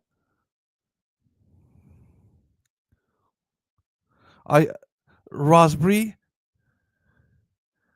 Ghirardelli. Raspberry Ghirardelli. What the fuck is that? Kim, I have no idea what that is, my darling. Ghirardelli. Daffodil with sis. Lovely Sarah P. I'll send you my address, Dana. Look, this is how Sarah P does it. Hey, Dana, send me some pics. I'll send you my address. Sarah P. Always sly. It's the quiet ones you got to look for. Kim Candy Bar. There you go. You guys with your candy is unbelievable. Charity, years ago, New York to DC. Cheap flight prices, but Amtrak is nice. Walk around, scenic views. Really good chocolate brand. Yeah, I plan on. Yeah, I am definitely planning on it. I just need to make it financially work, and then I'm sure I will do it. Lady Di, all right, Dana. When she asks you for your dick pics, just say no to her. Be straight with Sarah P. She is awful like that. She pesters you all the time, so just I pre-warned you. I pre-warned you anyway. So, hey, Sarah P, Sarah, where's Sarah P, she. Let's see where. Hey, Sarah P, hey, Sarah P, Sarah P, Sarah P, Sarah P, Sarah P, Sarah P is lovely. Tits and clams, that's a Shari D. Tits and clams, that's a Shari D. Sexy, everything about you so sexy. Oh yeah. Daffodil, always with Will. Daffodil, also likes Bill. Daffy cheats on me with Will and Bill. Daffodil, dill. Robin G, riding through the glen. Robin G, chasing all the men. All the men can never find Robin G, G Spot. Looby Loo, where are you? Lou is pounding Terry. Looby Loo, where are you? Lou is pounding Terry. Ole, ole, ole, ole, ole, ole, ole, ole. Erin hack, ole. Erin hack, ole. Let's go, Erin hack, ole. Erin hack, ole. Sex bot. I'm a sex bot. Sex bot. I'm a sex bot. Sex bot. I'm a sex bot. Sex bot. I'm a sex bot. One more here. Where's it gone? I corn Pope. How are you doing today? I know you hate my voice and my songs, so I made this just for you, Compo, better known Compo. Thank you to Robin G for making that name called Paul for thee. Hello, Compo. Hello, Katie Santos. How are we, people? Hope you're all well. Tracy V is in the house. There we are, everybody. Hello, hello, hello. Yeah, hope you're all well. Just some old classics there. I thought I'd play. We've not played them for ages. I'm trying not to play them because whatever. But there's enough there. Oh, hang on, there's one more here. Let's play it. Where is it? Where is it gone? Bing bong, a bing Bombay, bing bong, a bing Bombay, bing bong, a bing Bombay. Scott likes to wear lingerie. Same here, Dana. I hope to meet as many members of L Chat as possible. Only haven't met a few so far. Yeah, hopefully a lot of people are able to come. I know some people are flying in. I know some people unfortunately can't now fly in, which is one of those things. But yeah, there's lots of people locally that hopefully we can meet as well. And we got some surprises, I think, along the ways. We do need to still organize a meetup. Like just a small gathering, and then before going and doing something. I think most people are flying in on the Wednesday or Thursday, so we'll try and do something probably on the Thursday. We might do the I think I don't remember, but whether doing duck boats on Thursday, Friday, but whatever, we'll figure it out. Yeah, Dana has met Rhode Island and Robin G. So Dana's famous, it's gonna be, I could be like his bouncer, like security for him. I think whenever I'm with Dana, it's like he's just gonna be like, wherever he walks in, he's just gonna be bombarded by everybody. Dana, Speederman, So I'm Mark. You met Mark as well. So yeah, this could be interesting when everyone's fangirling Dana. But I like it. He's famous, so it's always odd being friends with famous people. Do you know what I mean? So, but Dana, we love you. So we'll do anything to protect you. Dana, it's fine. I'm going to be doing stuff on like weekends and stuff like that anyway, Robin. So, hello, Vix. Hello, my darling. How are you?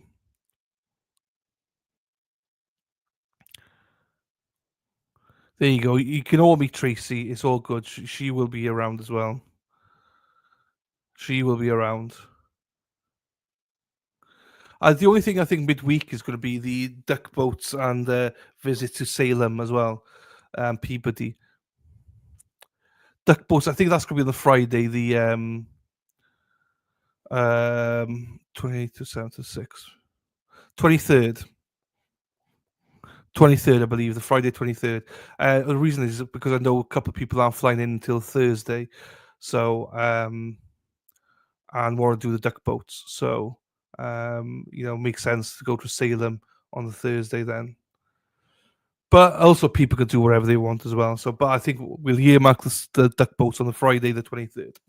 So, well, it's nice to see you all the Katie Santos. Nice to see you, my darling. I know you popped in the other day as well. But it's lovely to see you as always. Compole, lovely to see Compole as well.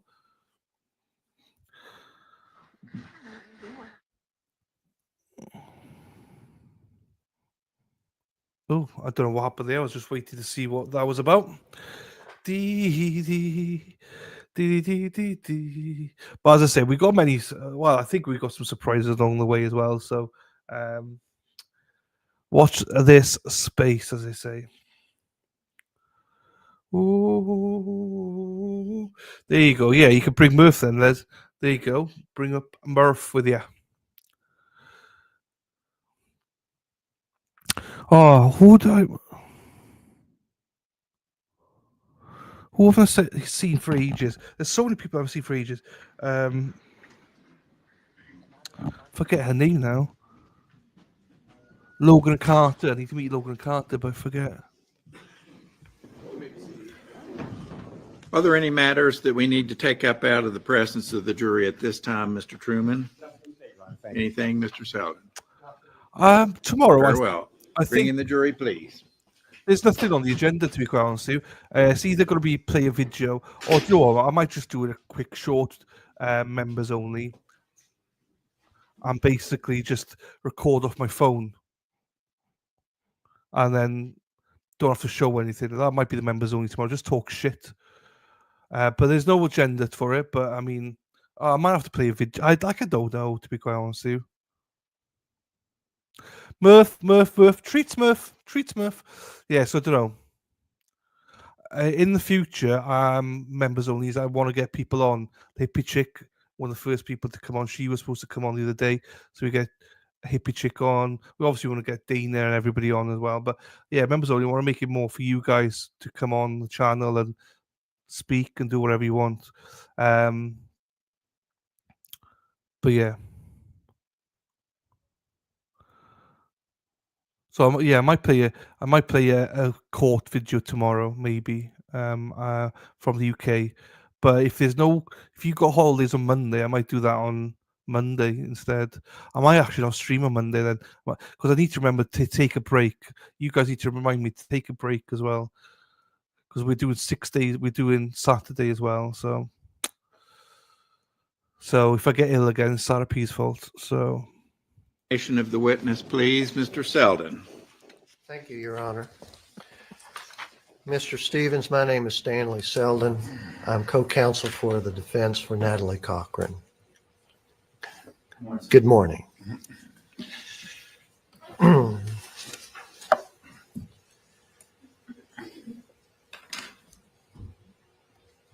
would like to ask you, you have testified in other trials before, have you not?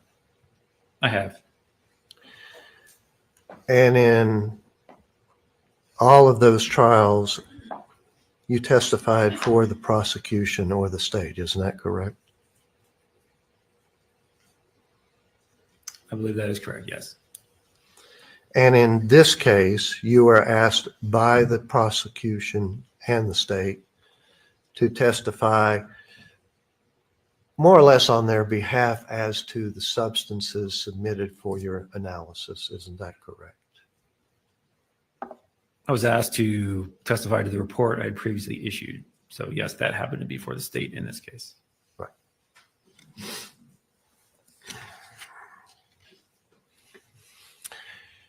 I'd like to ask you a few questions about your education and training, not so much to qualify you as an expert, which has already been done, but just general knowledge. Okay? Sure.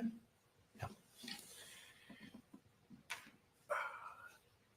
In the course of your education, did you have any courses in toxicology? Yes, I did. I had one course in graduate school. Okay. And toxicology is the study of toxins or poisons in the body. Would that be a fair summary? Yes.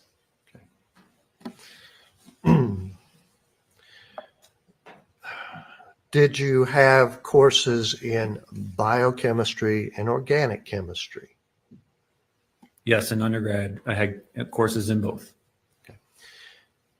And would you tell briefly what biochemistry is? Biochemistry, as I learned it in undergrad, is the interaction of human biology with chemistry. So materials that go into and out of your body. Right. So you have some knowledge of how chemicals introduced in the body react in the body. Would that be a fair statement? No, that's actually outside the scope of my expertise at the FBI. But you have some knowledge through research, especially in the case of Humalog. correct? As part of the training, yes, I have some foundational understanding of what insulin is, but not how it interacts with the body. Okay.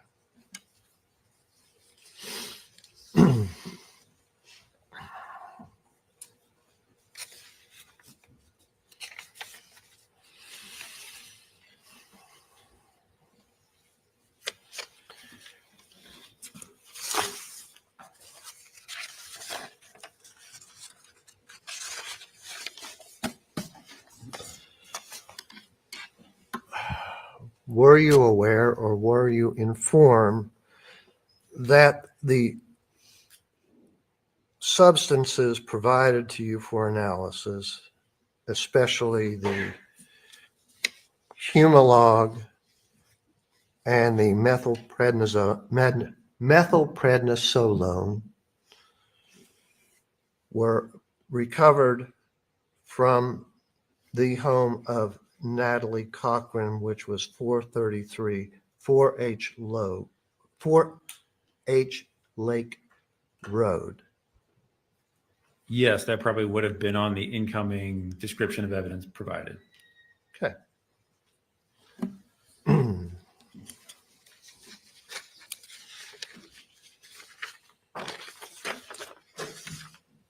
And were you aware or were you told that those items were recovered pursuant to a search of 433 4H Lake Road by police officers and other investigating officers? I don't recall. No, I don't recall being told that. I mean, obviously they were obtained, and I was provided information from where they were obtained, but not how they were obtained. But they were obtained by the state and then subsequently provided to you, correct? I assume so, yes.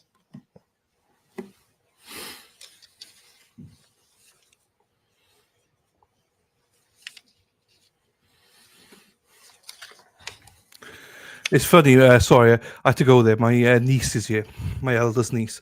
She passed the test a few months ago. She's here to wash her car, and she's never washed a car before. So she's got I've got to give her a hose pipe and stuff like that. So just give her instructions on how to wash the car, and off she is. Quite nice, isn't it, to see them starting to grow and take responsibility. So.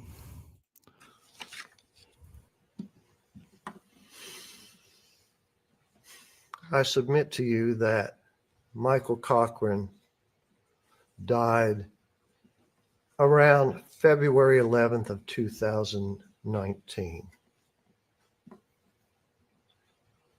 These substances were not provided to you until June of 2021. Isn't that correct?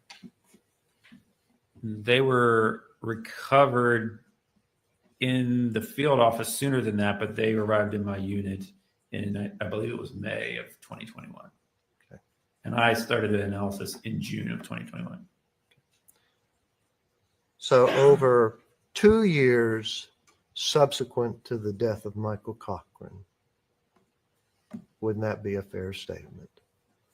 If he passed away in February of 2019.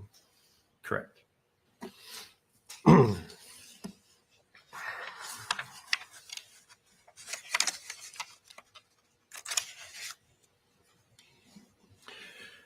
I submit to you that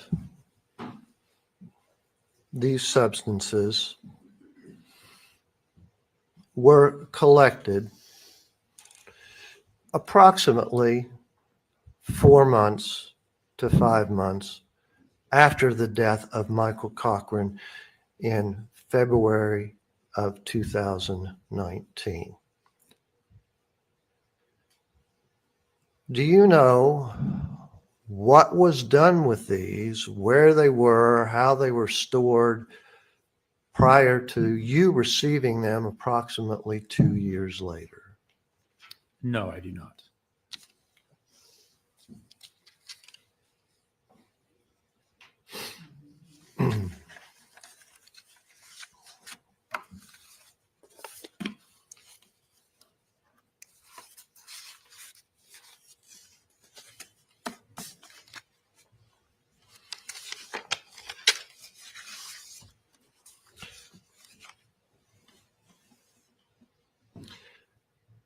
Now, I would like to discuss states 10 and 11.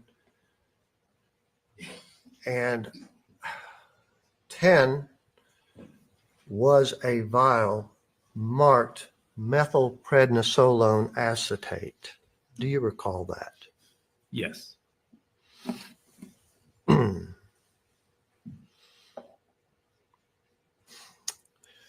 And your report states, and it's also confirmed that that particular item was found in a cabinet in the corner of the home of Your the Honor, Cochrans. He's already indicated he doesn't know any of this stuff. I think that's correct. The court will sustain the objection. But this was recovered at 433 4H Lake Road. Sustained, Just- please, Mr. Thank you. Selden. Okay.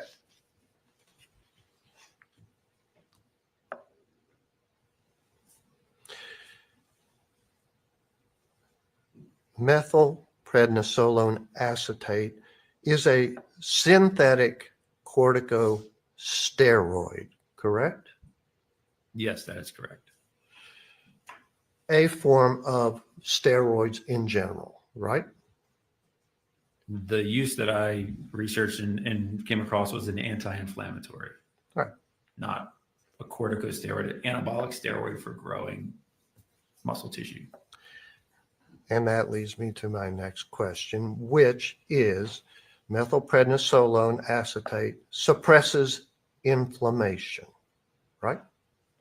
Correct.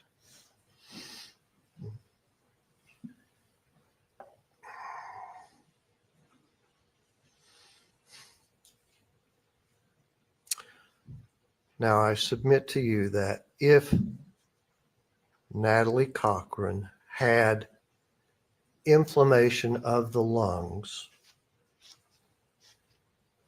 would it be a proper use of methylprednisolone acetate to aid in suppressing that inflammation of the lungs? That is a question that would be answered by a doctor. That's outside of my area of expertise. Well, methylprednisolone acetate suppresses inflammation, right? Objection. The witness has indicated it's beyond his area of expertise. It's beyond his area of expertise. I think that says it all. The court is constrained to sustain the objection. Okay.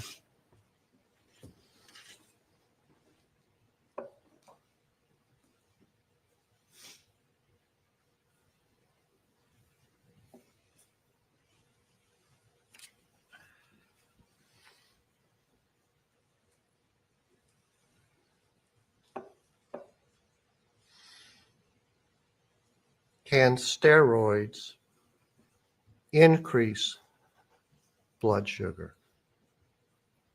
Again, that's not an area I'm an expert in. The interaction of steroids with the human body would be an endocrinologist or potentially a toxicologist or an MD, a doctor. Okay.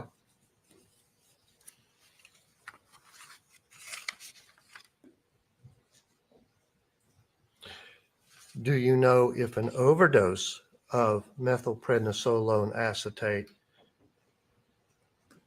is life-threatening or not? I do not know. Okay.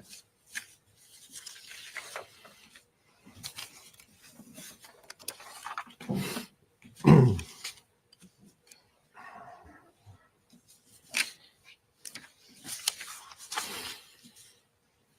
like to move on to states 12 and 13.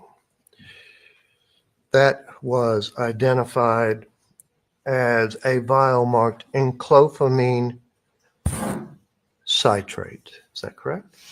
Yes, that is correct.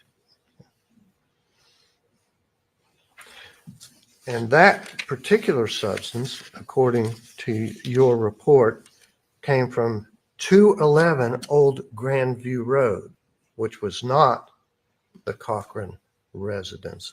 Isn't it correct as to where it was recovered from? Your Honor, may I refer to the report? Certainly. So that is not listed in the report. Excuse me. Yes, it is. States Exhibit 12 was recovered to 11 old grade U. Thank you.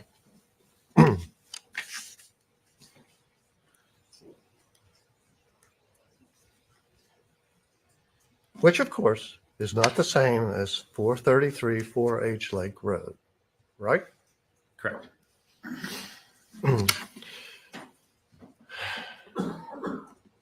Now, your extensive analysis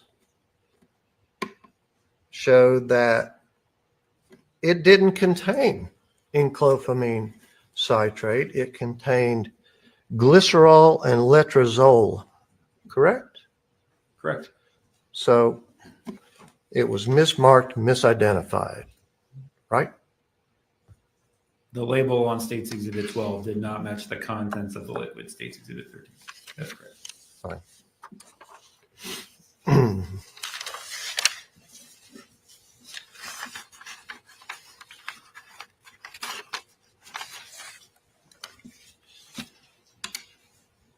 If I submit to you that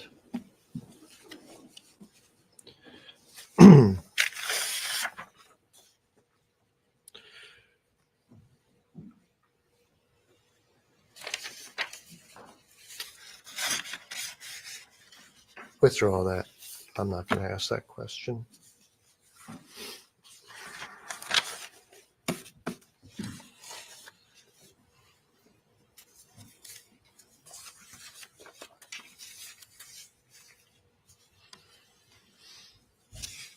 I'd like to move on to states 14 and 15.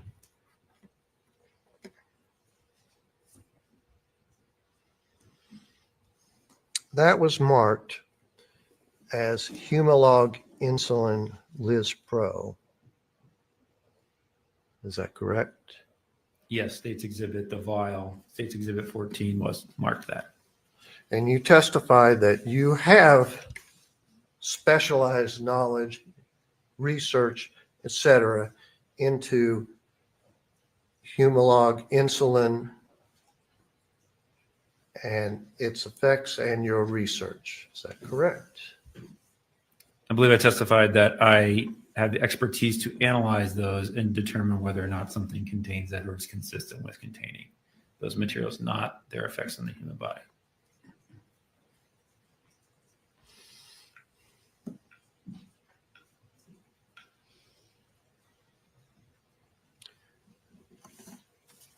Insulin in general, well, there are different classifications of insulin. There's insulin produced by the pancreas of the body, which is produced internally by the body, correct? Correct. Then you have insulin, which is manufactured. You have Humalog, Lispro, and you have a couple of other brands of insulin. Isn't that correct? Yes, that is correct. You have essentially two different kinds of synthetic insulin. You have fast-acting insulin, which Humalog Lispro is a member of, and you have the slower, longer-acting types of insulin, correct? Correct.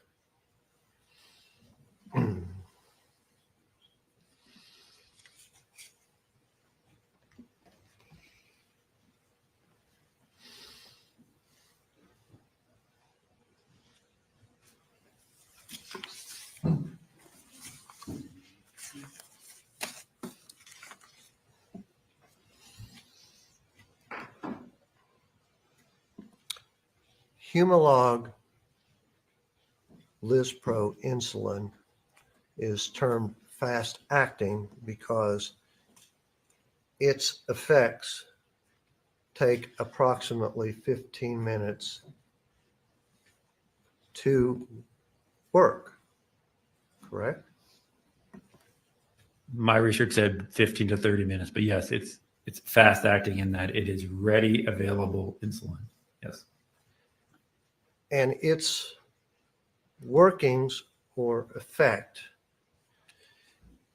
is to essentially reduce blood sugar, right? The marketed purpose of insulin is to regulate blood sugar. Its effects in the body on any given injection would be something best answered by an endocrinologist or a doctor. But you said you have specialized knowledge of insulin, right? Correct. Yes. Okay. Now, insulin, from your understanding of it, doesn't just wham, it takes effect and that's it. Humalog Lispro insulin works over 3 to 4 hours. Isn't that right? Again, that's a question best answered by an endocrinologist or doctor. My expertise is in the analysis of the chemistry of insulin, not its interactions in the human body.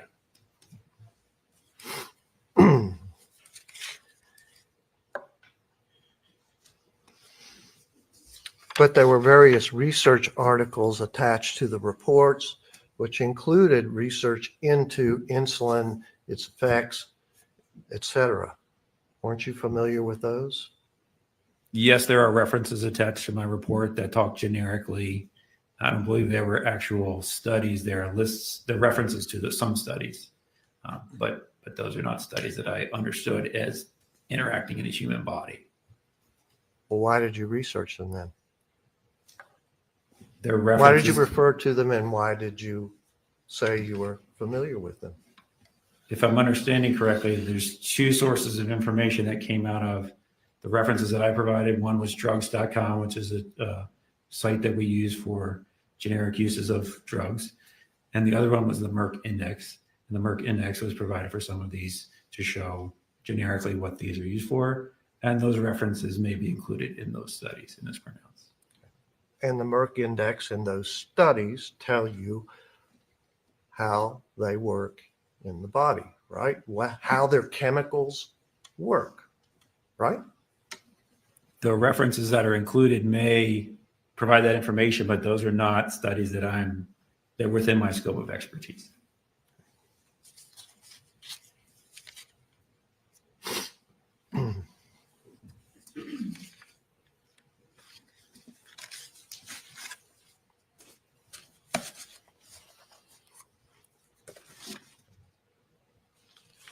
Permission to mark this exhibit for identification purposes. All right, if you'll hand it to the clerk, please.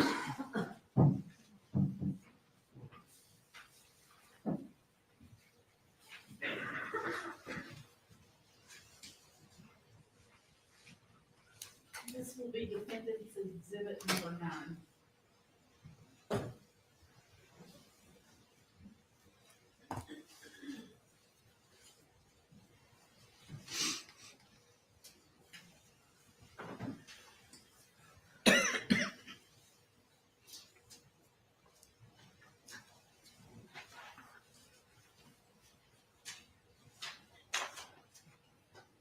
Permission to approach the witness, Rob. Yes.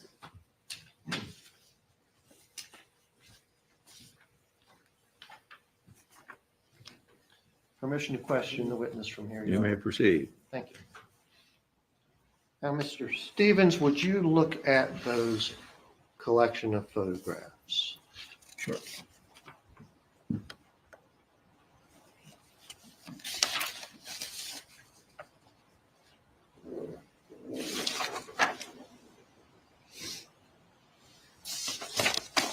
How many photographs are there?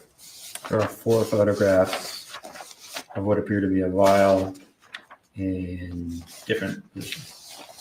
Okay. I'm going to go through them one by one, if that's all right. The top one, would it be a fair representation to say this is a photograph of Humalog insulin Lispro vial? It's marked U100.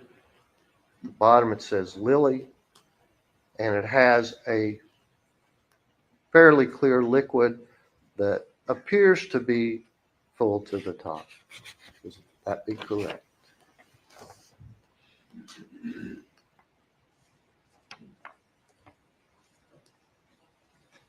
This is a picture of a Humalog insulin bottle, Insulinless Pro, Mark Lilly.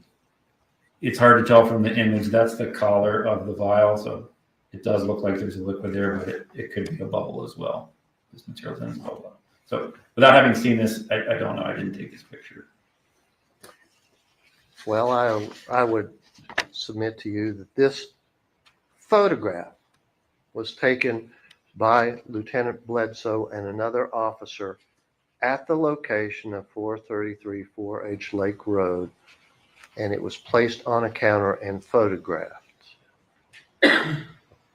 Okay? Does this look like the same vial that was submitted to you for analysis?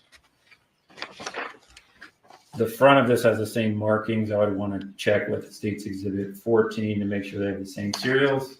And it's not possible to tell different lots. If they're the same lot of vials, it wouldn't be possible to determine if this vial and this vial were actually the same.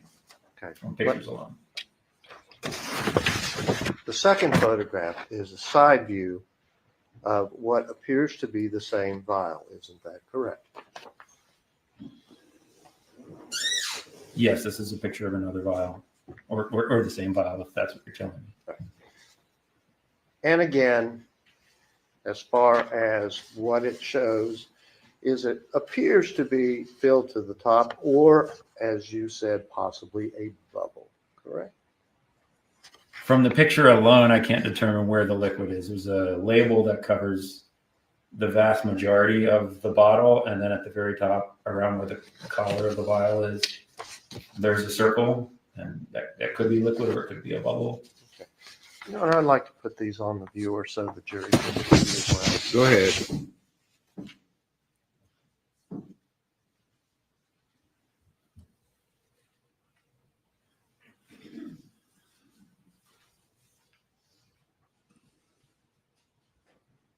Now, Mr. Stevens, if you look at this viewer, and I don't know if you can see it or not, Okay. this is the first photograph I showed you, which was identified as Humalog Insulinless Pro. Is that right? Correct.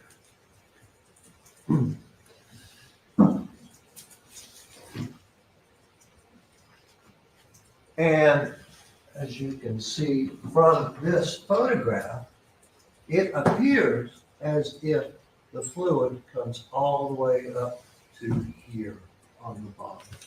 Would that not be a fair and accurate representation? Your Honor, the state objects. This is way outside of this witness's expertise. The picture is what the picture is, but it has nothing to do with forensic chemistry. Your Honor, it does in the sense that we are documenting what he received, what condition it was in, and how it was analyzed.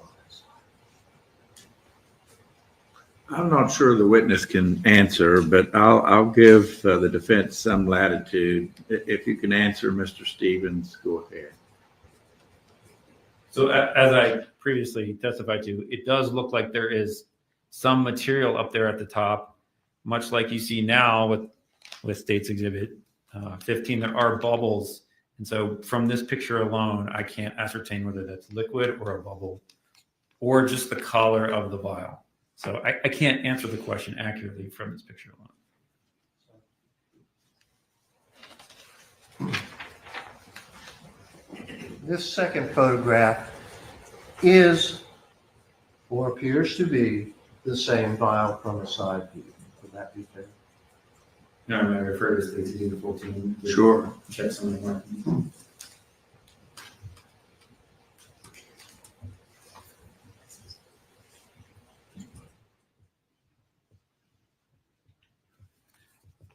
Yes, this has the same markings as States Exhibit 14. Right, it has the numbers on the side, which are identical to the state's exhibit. Correct.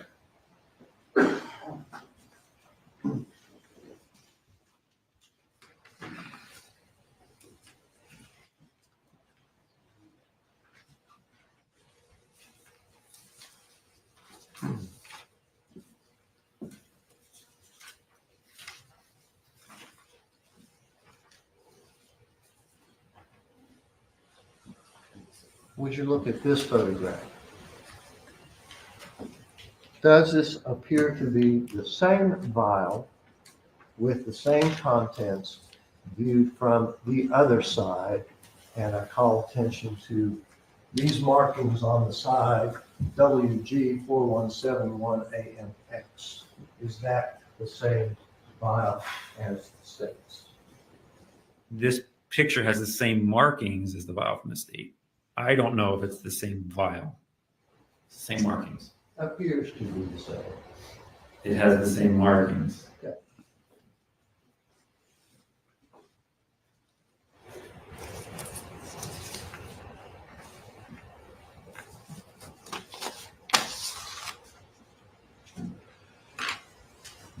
I submit to you that, as I said, this vial was recovered and photographed by Lieutenant Bledsoe, who also stated in his report when he submitted these vials for analysis that this particular vial appeared to be full and unopened. Can you comment on that? This is the first time I've heard that information. So I have no opinion, and it doesn't change my conclusion that item 15 is consistent with containing insulin, human insulin / Lispro.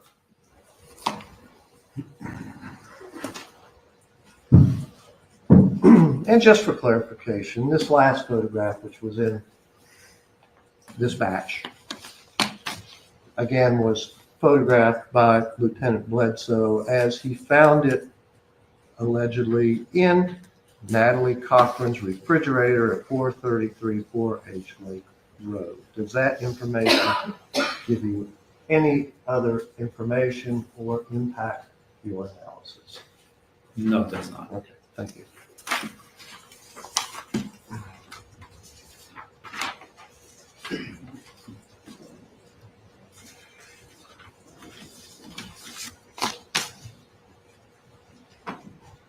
Move for admission, Your Honor. Any objection, Mr. Truman? None. Very well. What exhibits again are presented, Madam Clerk? These 4 photos, number 9. Collectively marked as number 9, Yes. they will be admitted.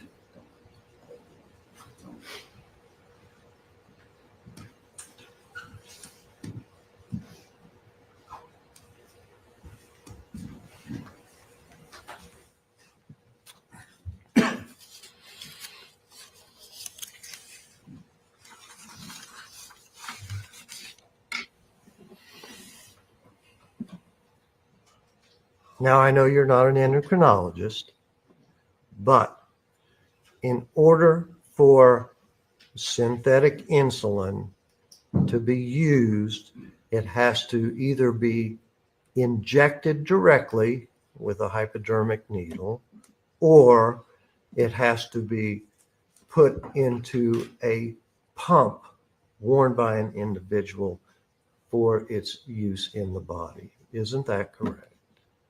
I'm not familiar with the methods of application, if you will, the routes of entry that the drug would, but those sound like things that I've heard in general media. In other words, I don't know how the drug is best administered into the body.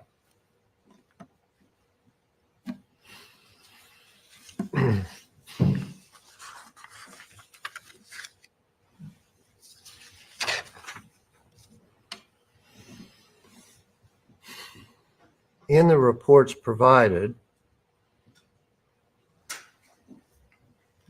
Humalog Lispro, once the top is punctured, has to be used within 28 days or its potency disappears. As a chemist, isn't that correct? No, that can't be correct. In our case, we use standards for a period of time. So when we puncture them and we use them, we can still use them up until they no longer meet our quality criteria. From a medical perspective, that may be the case. But from an analytical chemistry, can we detect this? The answer is we can detect after something has been punctured more than 28 days. You can't determine the potency of the drug as far as a time period. You didn't do any tests for the potency of the drug. Correct. We do not test for concentration or potency as part of our routine analysis. So no, we did not test the potency of the drug. But there were reports attached to your report and other reports from the FBI that once the top of Humalog insulin vial is punctured, the contents degrade over a period of time as far as usefulness in the body. Isn't that correct?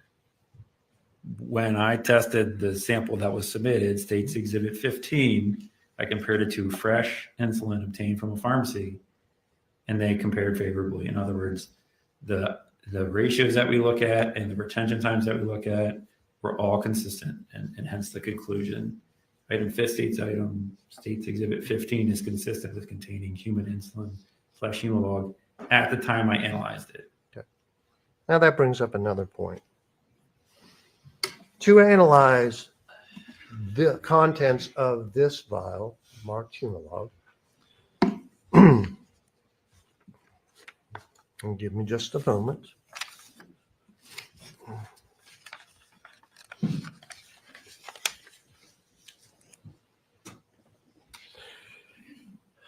You or someone in your lab went out and got a new bottle of Humalog from Dan's Wellness Pharmacy for comparison, correct?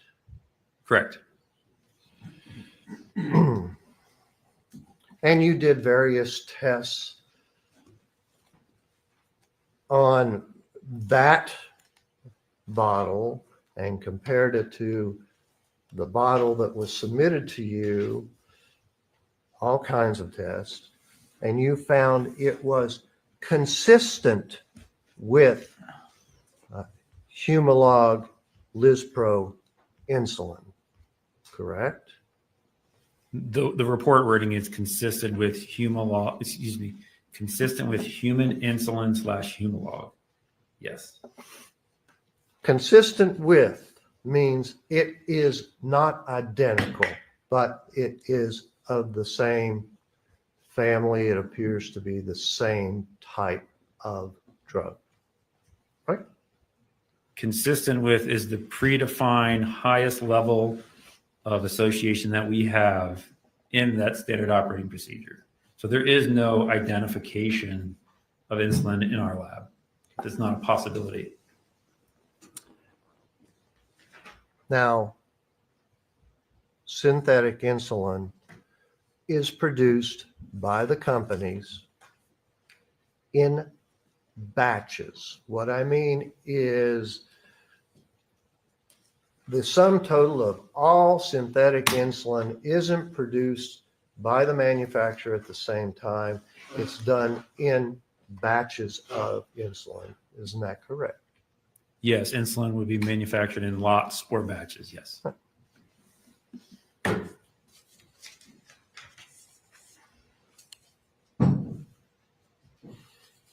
Now, it has been put forth or alleged that a vial of Humalog Lispro insulin was provided to Natalie Cochran on or about February 6th of 2019.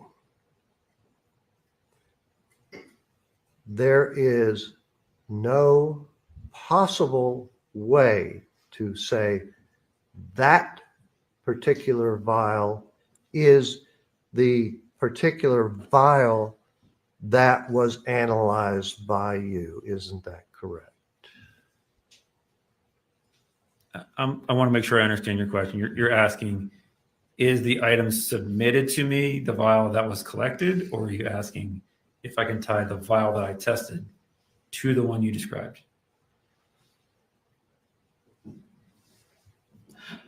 I'll ask it a little clearer.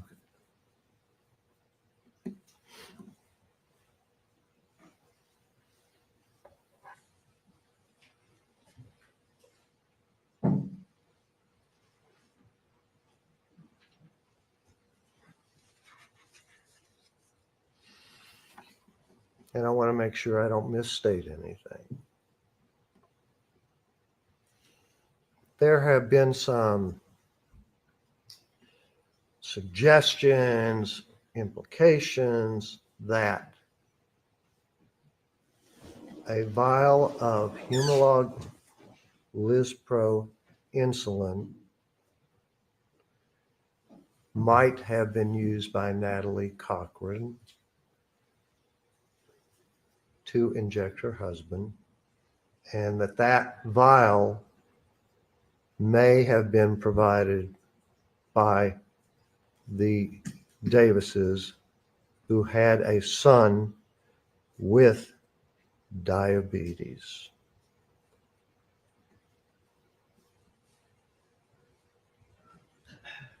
You don't have any way of determining if that was true, that vial was the vial you were provided in 21, which was recovered 4 or 5 months after the death of Michael Cochran. My analysis would not link insulin to any incident. It only tests the contents of the vial. In other words, I don't know that any alleged activities happened out of this vial. Okay.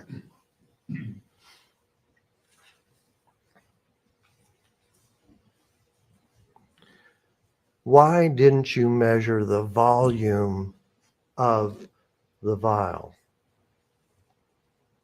At the time it was submitted, it was not in question, and that's not part of our technical operating procedure. That's not a requirement. That's not something that we were asked to do at the time, and it's not something that we actually have a procedure to do. Why not? Wouldn't that be the first thing you would want to know to determine if any of the fluid was taken out? Your Honor, this is beyond the witness's scope. He says this is our procedure. He followed the procedure. The defense hypothetical as to why is irrelevant. I think we're getting far afield. The court is going to sustain the objection.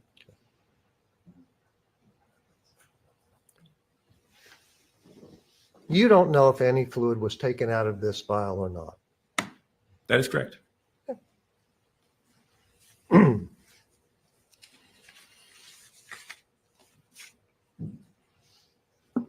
Now it's been set forth that there was a puncture in the top of this vial. Is that correct? That's outside my scope of expertise. There's a different examiner that examined that. But you examined the bottle when it came in, did you not? I did visually examine the bottle, but it's outside my area of expertise to determine if any markings on there are a result of a tool, like a needle or a syringe. I didn't ask you about markings. I actually asked you about it has like a rubber top. In order to use it, someone has to use a needle to put it in to withdraw the substance. Is that correct? Yes, that's the primary way that a user at home would use insulin.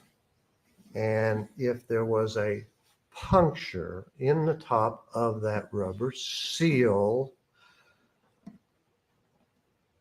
did you observe that when you looked at the bottle? I'm not talking about markings. I'm talking about a puncture in the top.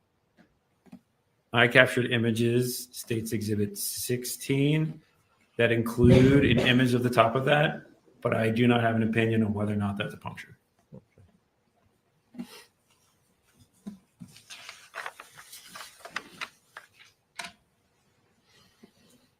There were no fingerprints on the bottle. Is that correct? It's outside my area of expertise. Well, who examines the bottle when it comes in to determine if they're fingerprints or not? In this case, I believe it went to our latent prints operating unit, which they would be the ones that would issue reports on that. Did you review any of those reports or look at any of them? I do not.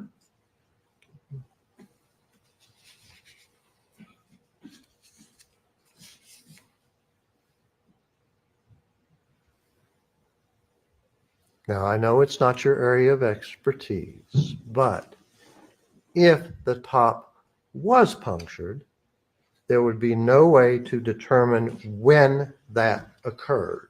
Objection. Sustained.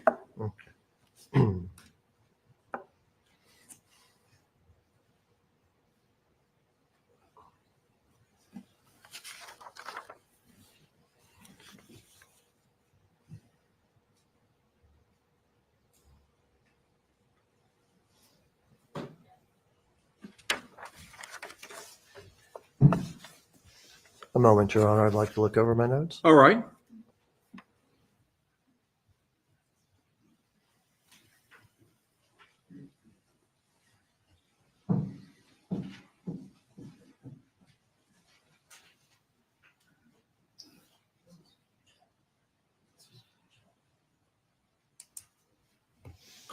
The fuck is that about? This guy. Fucking hell.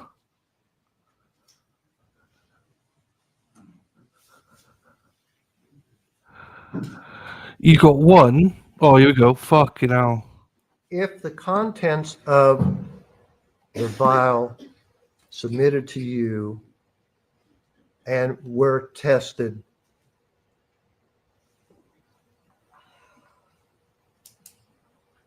and they were the same or consistent with a brand new bottle of Humalog insulin, which you did, you compared it.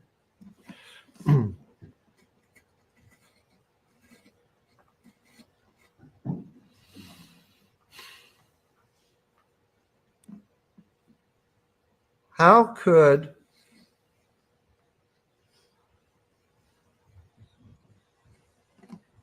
if the bottle were punctured 2 years earlier, how would the contents compare? Would not the contents of the vial you were given be different as far as degrading? We didn't conduct concentration studies. We didn't conduct potency studies. These are, again, outside the scope of our technical expertise or technical procedures. Sorry.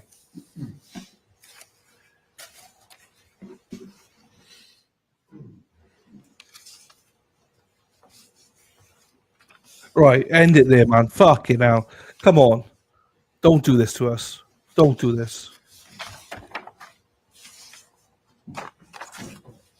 Last time, Your Honor. Oh, fuck. All right. Fuck. Lady Di, you're 100% right. I got no fucking clue anymore. I believe that concludes my cross-examination, Your Honor. Very well. Redirect Mr. Truman. State has no additional questions, Your Honor. Thank you. Any reason to hold this gentleman further? None. Anything further from Mr. Stevens? Mr. Selden? I don't believe so. I believe he can be excused. Thank you, Mr. Stevens. You may step down. You are excused. Thank you. Hallelujah. Come up, please. Hallelujah. I mean, no fair. Like, I understand Penguin guy is fucking, he's a bit much. But fuck.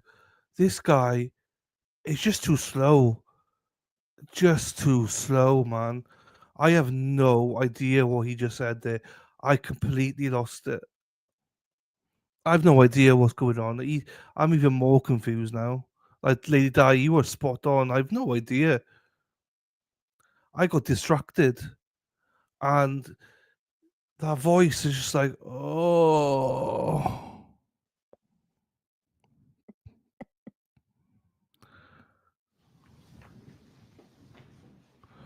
All right, what are we going to do here, Judge?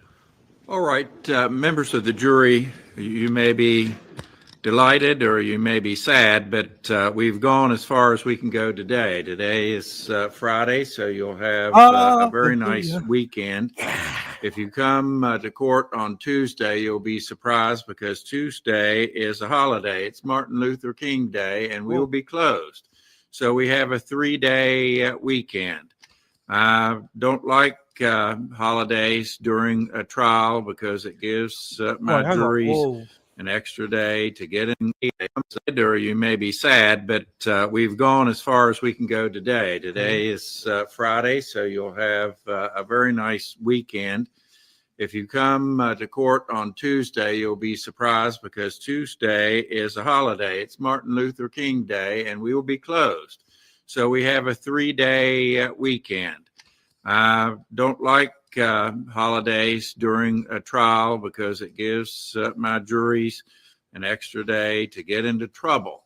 And I don't want you all to get into trouble. We've already got too much time and effort invested in this matter to have difficulties.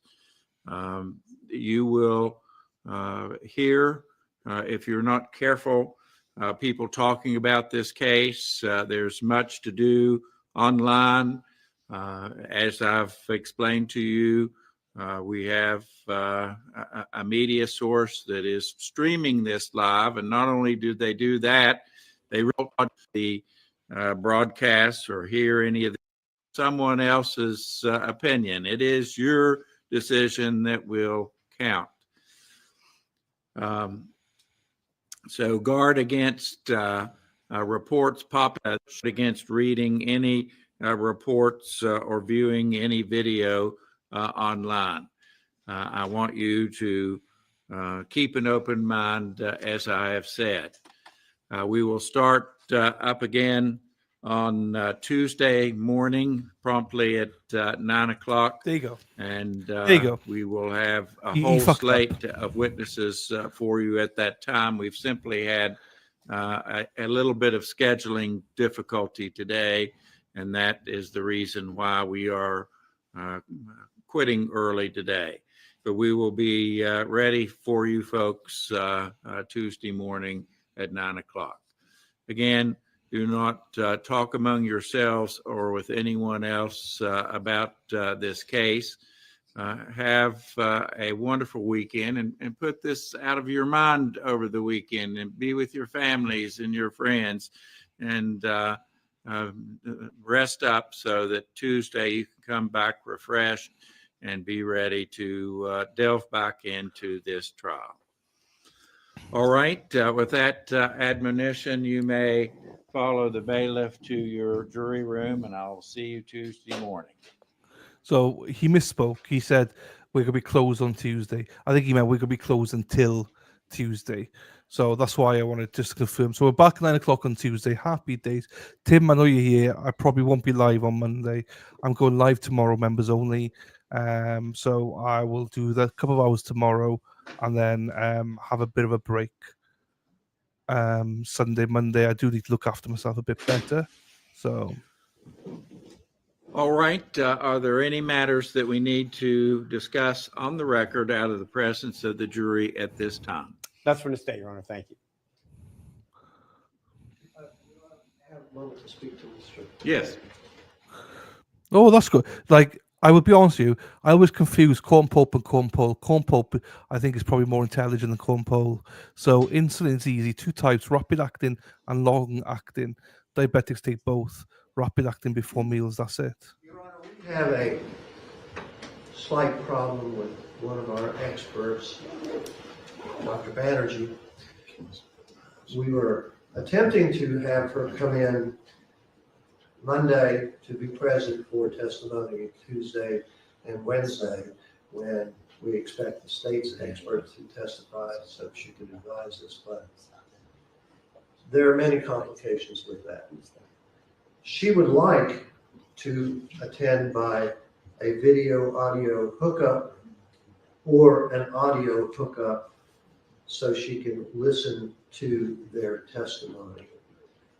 We don't want to distract from the state's experts. We were wondering if perhaps she could be hooked up by our equipment. And if her picture wasn't there, at least she could listen to the testimony. Well, this is what comes to mind. I suppose she could always watch it as it's being broadcast live on court TV. If she has access to that, she could see it like everybody else is watching it. Otherwise, she could listen by telephone. We could call her and arrange our speaker so that she could hear the testimony over the phone. And that would be preferable, Your Honor, because the purpose is so she can advise us, for example, on cross-examination, et cetera. So a phone hookup or an audio hookup would be preferable. Okay. Any difficulties with the state with that solution, Mr. Truman? None, Your Honor. Thank you. Very well. What other problems do we need to talk about?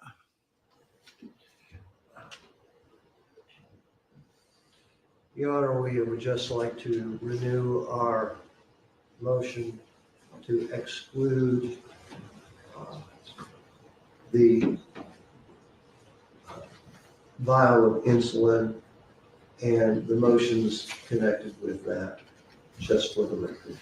All right. The court will continue to deny all of those motions. I'll preserve the defense exception to the court's previous rulings and the present ruling, and it will be preserved for possible review at an appropriate time.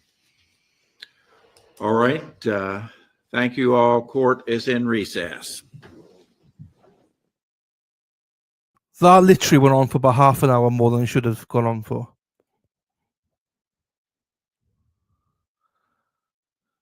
Here she goes. She's going into custody now. Compo, better known Compo. Shari D loves that. Look at Shari D's like, spit it out. Ladies, hey fellas. Deb, see you tomorrow, Deb, my darling. As I say, I'm not sure we'll do much tomorrow. It's only gonna be like an hour, 2 hours max. Let me do this. Okay, that's the end of the stream. As I say, I've streamed more than I thought I was gonna stream. So yeah, trial. We'll leave it at that. I am planning on doing a little bit more Karen Reid coverage and build it to the trial.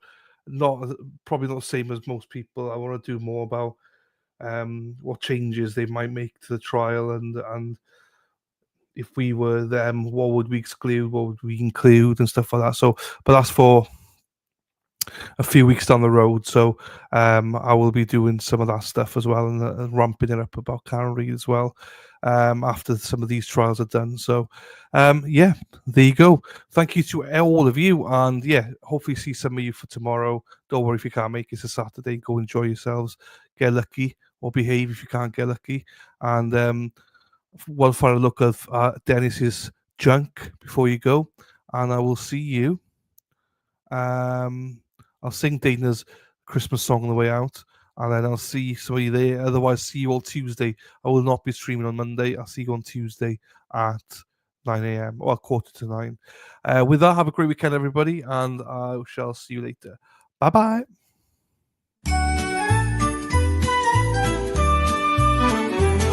It's Christmas time in the U.S. and Wales. Santa Chappie is happy, sharing some tales, telling stories of Christmases from not long ago, while El Chatty is here enjoying the show. It's Christmas time with El Chappie. We're all here together and we're happy. We wish you well, can't you tell? Hurry, Dylan, prep that food, make it snappy. As Dylan, he stays busy as he's looking at his list. Be they naughty, be they nice, he hopes no one gets pissed. The Happy Day show is for all to enjoy, except for Dana, that wanker Speedo boy.